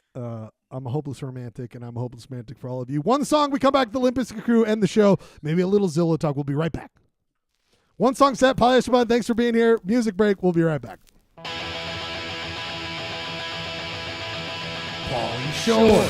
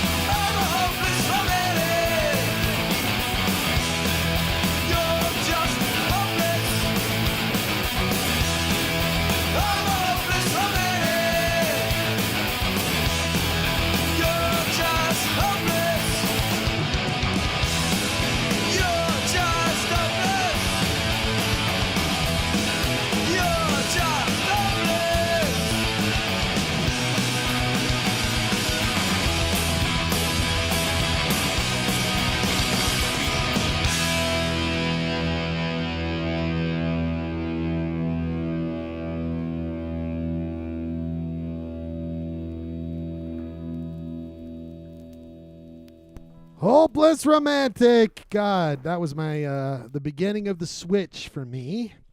The beginning of the switch to music I would still listen to this day. Besides, of course, "Steal My Sunshine" by Len. Hopeless romantic. Rob, you and I bonded early on Bouncing Souls. I was so into the fact that you like Bouncing Souls. Ryan, did you have that album, or were you a later person? No, I think we listened to it a bunch in your basement. Yes. It was that Poly Blend. Aquabats, Floating Eye. Yep. Primus and Antipop, which Dude, I thought about putting that. I know, do that. Some Antipop. Antipop. Oh, I want to have this salad. It's an Antipop salad. It's one of the best out there. I love that business very much. Clay, ever get into the Bouncing Souls? Were you done with punk by that time?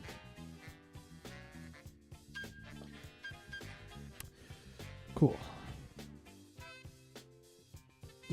How did you turn off your microphone in the time since you've last been on?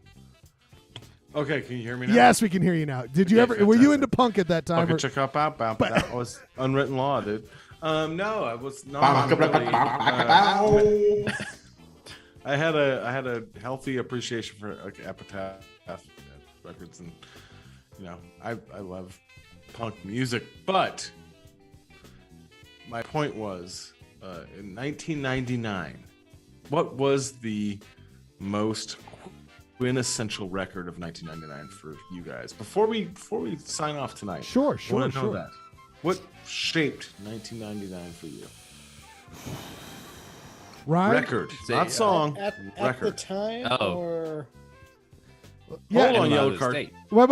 That's a good distinction, Clay? Are you saying a record that we later loved that came out in 1999? No, it has to be the 1999 record for you that we were into at the time. Correct. Let's go around the room. Ryan, do you have an answer? I gotta say, I'm sorry to say, it's got to be Californication. Oh, good answer. I remember that was a big record. That was a big record. I am trying to withhold my. Oh, hatred. calm down. We were all into music. I'm old though, dude. Like I already knew that Red Hot Chili Peppers was whack at that point. Whack ass shit, man. That's whack ass shit. I was like fucking Sonic. Well, maybe Jeremy will be able to answer your liking. Jeremy. Okay. No, he's my brother's age, so we'll see what's up. Yeah, I'm trying to refresh my memory on what came out that year. I will say, hands down. That I was actually listening to. Keep it like a secret.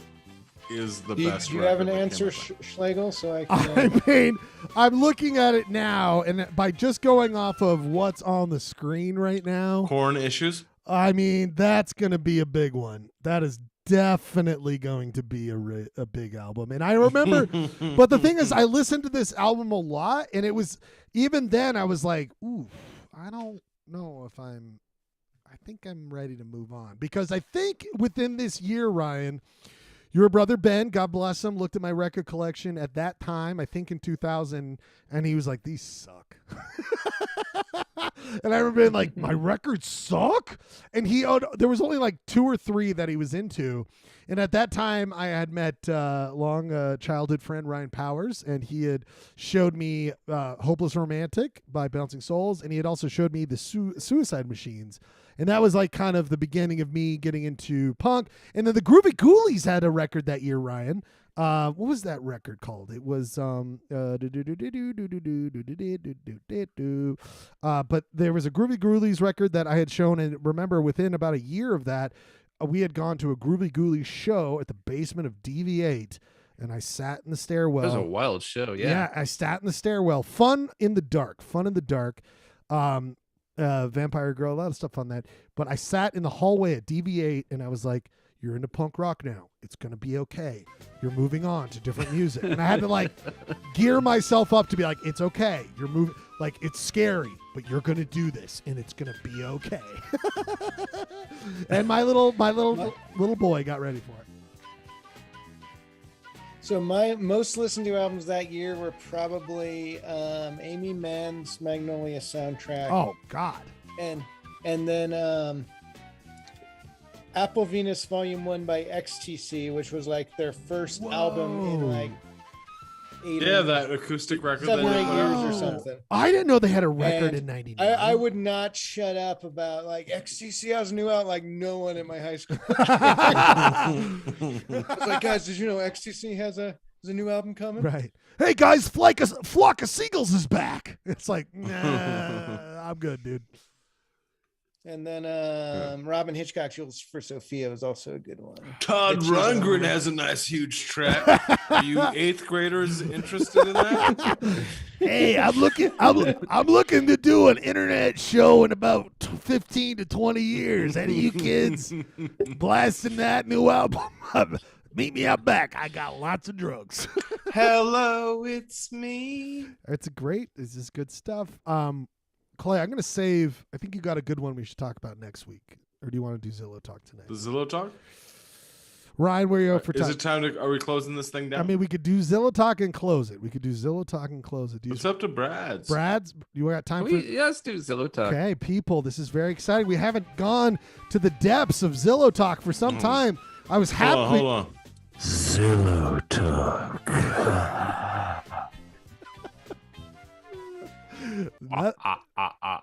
Does that work? I like how threatening that was. That was great. I feel uncomfortable with what you're saying. I know. I like it. Yeah, you should, bitch. What I looked at this for a brief second, didn't do a deep dive. Anything you want to say before I show it, Clay Dog? Well, I was looking for the most expensive house that was listed in Southern California, and turns out it's listed by a Nevada boy. Oh yes, he is. Steve Wynn, Las Vegas, baby. Vegas. I mean, what was his first casino? Do you remember? He had Golden Nugget, baby. Golden Nugget. Yeah. People on sale, Beverly Hills, California. Steve wins $100 million. Okay, I when I saw this, Clay, I had a very serious question I wanted to ask you. Why is this on Zillow? Like, I think of people who have so much money that, like, I think it's on Zillow because it's like a thing. I think it's a goof. It's a goof? Okay, because I'm like, don't people who have that much? You think someone's gonna be like, I'm looking for real estate. Oh boy, I have $110 million. This is only listed for 100. Right. Scrooge McDuck is swimming in his vault of coins, and he goes, "Put up Zillow on the big screen." Like, what do I purchase today? Like, what? Who has $100,000? Like, $100 million. So I believe, like for instance, like my house is on Zillow because it's like, 100 billion. Because Zillow Talk, because Zillow grabs prices that they can find or at least estimate. And like my house is on there, and I'm not selling my house. So like you said, Clay, it's maybe just Zillow thought it would be fun, but they also have all these photos. I just am everything's very interesting about this, Clay. Well, no. The photos of the Steve Wynn mansion is insane. Like, that's bullshit. That's stupid. That's dumb. Wait. Do one for every single one. Dumb. Idiotic. Garbage. Okay, keep going. Uncomfortable. Privilege. Hello. Symmetrical. Wait, so Clay, your last one was, because that's correct. That's where people get greeted. Hello, symmetrical. Those two trees aren't even the same height. Yeah, dumb tree height, dumb head, no eyes or mouth. Blue pool. You guys are doing a better job with okay. Oh, see, this is what I hate. Okay. This is what I hate. Why do rich people have to make uncomfortable taste? Dude, that's Vegas, baby. Doesn't that feel? No, but nobody has a house. That's with Vegas, baby. Deep blue. And do you see the chess? bullshit. The chess pieces are blue and white too. I know. That's Vegas, baby. I know this. I think Steve Wynn actually plays chess, or he just wanted to look cultured. He plays chess with real humans. I don't think Steve Wynn has spent more than 15 minutes in this house, man. Dude, by the way, I can't zoom in, and you boom, zoom. But that black thing right there is a fucking ashtray, and maybe the reflections, but there looks to be cigarette butts in it. But that's a straight up ashtray right there, dude. And it's worth more than my whole house. You just busted Steve Ass Wynn. Yeah. I'm not going to buy a house where the previous owner smoked inside. Dude, there's another ashtray right there. This is a smoker's pad, dude. That's why it's How many times do you think how many times has the Blue Man Group played here? Wait a minute. I know what's going on in this room. Yeah. When I walked into this room, I felt one thing and one. God damn it! I switched it because I was getting prepared for.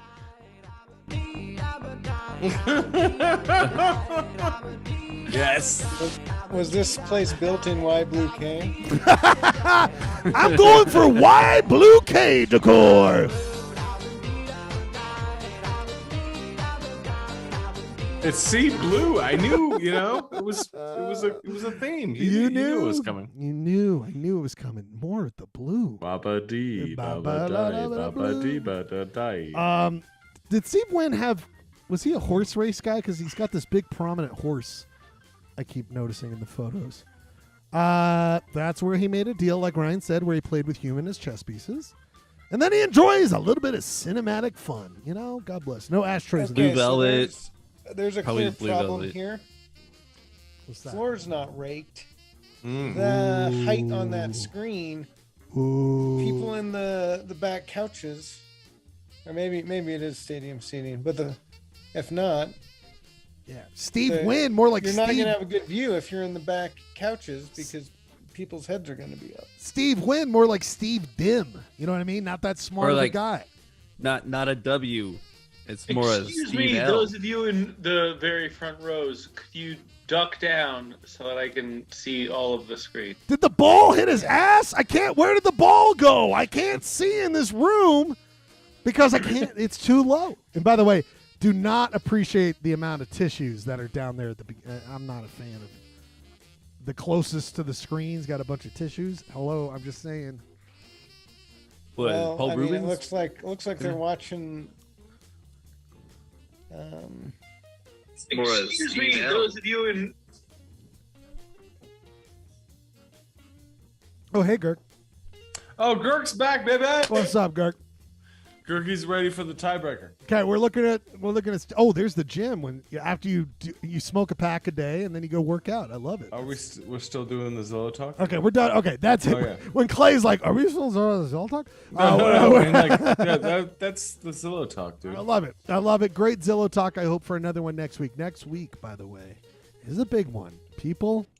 What is happening next week? So we're going. I was going I'm to. not quite sure what's happening. So I was gonna mention this to the Huskies that we should if we can we should do a Zoom on like Wednesday or Thursday if you guys are around. Planning meeting? A little plan. Let's plan this bitch out, right? Let's do a little planning. Yeah, we should probably be deliberate about this. We should think about it. I'm thinking we could bring back some of our fun stuff. You know what we haven't done for a minute, Clay? We did the roast, but we could do a polyester blend roast. I'll tell you one person I'd like to have back, and maybe I need to tweak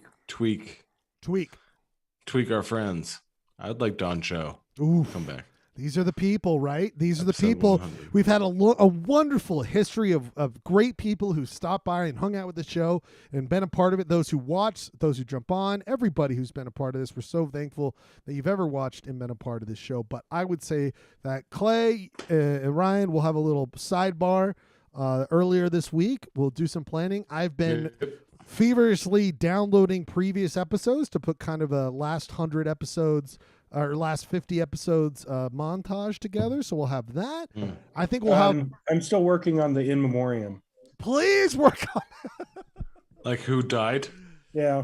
We'll remember them. On what did I say? Not Don Joe. Anatomy guy. Don Anatomy Joe. guy, but I called him Autonomy guy. Autonomy guy has kind of died since then. We certainly killed like Deed Ronner. Deed Ronner's No, dead, right? Deed Ronner's he is flying around right now. He's out in the West Des working on things. God damn it. Deed Ronner's around. Darius Trucker's around. I know for a fact I've gotten a line. He asked for some money and I gave it to him. Santa Pinata will definitely be around next week. A lot of former people that we love so much will be here next week as a part of Polyester Blend. But we always end with this. We will end with it tonight. But let's do a quick, Rob, final thoughts on the show. Final thoughts on the show, Rob. I have a lot of concerns about bringing Don Joe back. He feels like a real wild card. Yes. And I don't trust him. No one does. I don't trust him. And Trust them. if you- Their pronouns are they're Is Don Joe still alive? Yep. Sorry, there's the Don Joe and the Don Joe. There's two Don Joes. There's a couple different Don Joes, so you're right, There's Ben. a couple Ben, different trust that. spellings. Respect. But you're right, Rob. I don't trust those Don Joes. I agree. And they've always had an issue with audio. If they can get their audio fixed by next week, that would be great. I don't trust them. Maybe they'll come back. Who knows? Who knows? I would hope so. I would hope that they would care about this. We'll see. This whole program enough. We'll see, baby. We'll see, Rob. That to is show up for this 100th episode. As a producer, I know you care about this. Rob, thank you for the work you've done here tonight and always. And we'll talk to you next week. Gurky, your final thoughts on the show here tonight. Your final thoughts on the show. And I was muted. I nailed it. Knocked it out of the park. That's kind of how I phoned it in tonight. I just feel like I've been... All right, Girk, thanks a lot, buddy. We'll see you next week on the show. We've had a great time with you as always. Ryan, your final thoughts. Oh, wait, Jeremy, your final thoughts on the show. We've entered the age of the whale. And I think that's a big milestone, especially for those who live near the 99th neighborhood. Absolutely. And I just want to say congrats on the 100th episode. I'm sure I'll be in it somehow or another, even if not live. You let us know when we should send you some shops. Gentlemen, just like when Jeremy went to Europe before, we're going to pre-do our shops so Jeremy can hopefully record and send to us by the broadcast time his judgment on shops. So we have to do shops early this week, okay, gentlemen? But Jeremy, we wish you safe. Fair enough, I'll be there. Safe travels, Jeremy, while you're in Europe, and I hope you enjoy watching whatever we put together. But we will be in conversation about the shop. Ryan, final thoughts here tonight. Good show. Good to Fun show. Yeah. Excited for next week. Excited for next week. How's the pot 100, coming? baby. Are your plants coming along? You got your pot plants? We'll see. Not much changed since last time. Not much to see. Our good friend, the Podfather, Clay, your final thoughts on the show here tonight. Garbage. Hated it. Hated that I lost the shop. Hated that I lost the quiz. Just didn't have a very good time tonight. Just kidding. You guys are awesome. Had a great time. Airstrike standing by. That didn't good to hang out with my friends. The number one I think takeaway. that's worthy of a bump it up. Oh, wait. Do you mean a little bit of, hey, Clay, what'd you think of the show tonight? The number one takeaway that the number one takeaway I had is that, like, it really doesn't matter. It's like really fun to hang out with your friends on a Monday night. I know. It's the best. It was super cool. It's the best in the world. And I love you guys, man. And I love That's all what's of up. you. I love you, buddy. Yeah. Also, we forgot to announce tonight, and honestly, because of the work you did putting that segment together, Jeremy, you're definitely Husky Boy of the show tonight. Yeah! Jeremy, you Husky Boy. You Husky you. Boy. You put the work in About tonight. goddamn time. And I love it. You deserve it. You're Husky Boy of the show. We'll miss you next week, and we'll miss all of you, but only for 1 week, because this is the 99th episode, and next week, we're going to be joined with as many people. I'm going to try to get Char Char back. I'm going to try to get everybody. Char Char 2? What is he? Char Char 3? One of the Char Chars. We're going to Char Char. We're going to try to get Char Char. We're going to get Clay. Whoever can fit into the Schledio next week and wants to be here, we will want you to be here. And until then, we end the show like we have, not for 99 episodes, but for a bulk of the series. The bulk of the series. We end on a familiar I would note. say 90% of the series. Yeah, pretty far in the series. But here we go. Arizona moon keeps shining from the desert sky above. You know, pretty soon that big yellow moon will light the way back to the one you love. Blue shadows on the trail.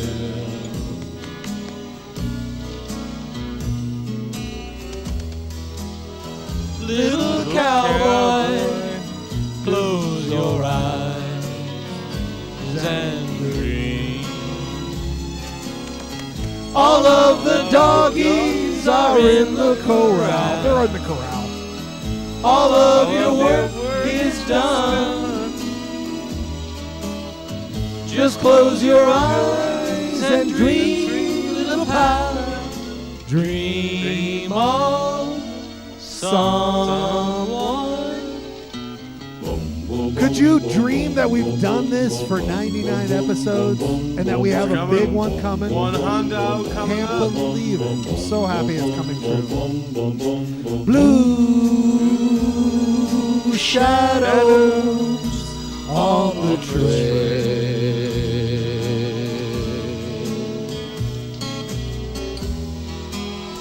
Soft wind blowing through the trees above. All the other cowboys back in the bunkhouse now. So close your eyes and it's been a dream of doing this with you for so long, and we are going to dream until we got 100 coming up. I'm so lucky to be alive with these wonderful people to do this every week. We will be back next week with a big 100th anniversary. Can't wait for it. Lucky. We'll talk, everybody. Hi, Dusty. We love Good you night, so Ned. much. Polyester Blend. Good night, Be safe. Take care of each other. Ned. Watch out for those who need help.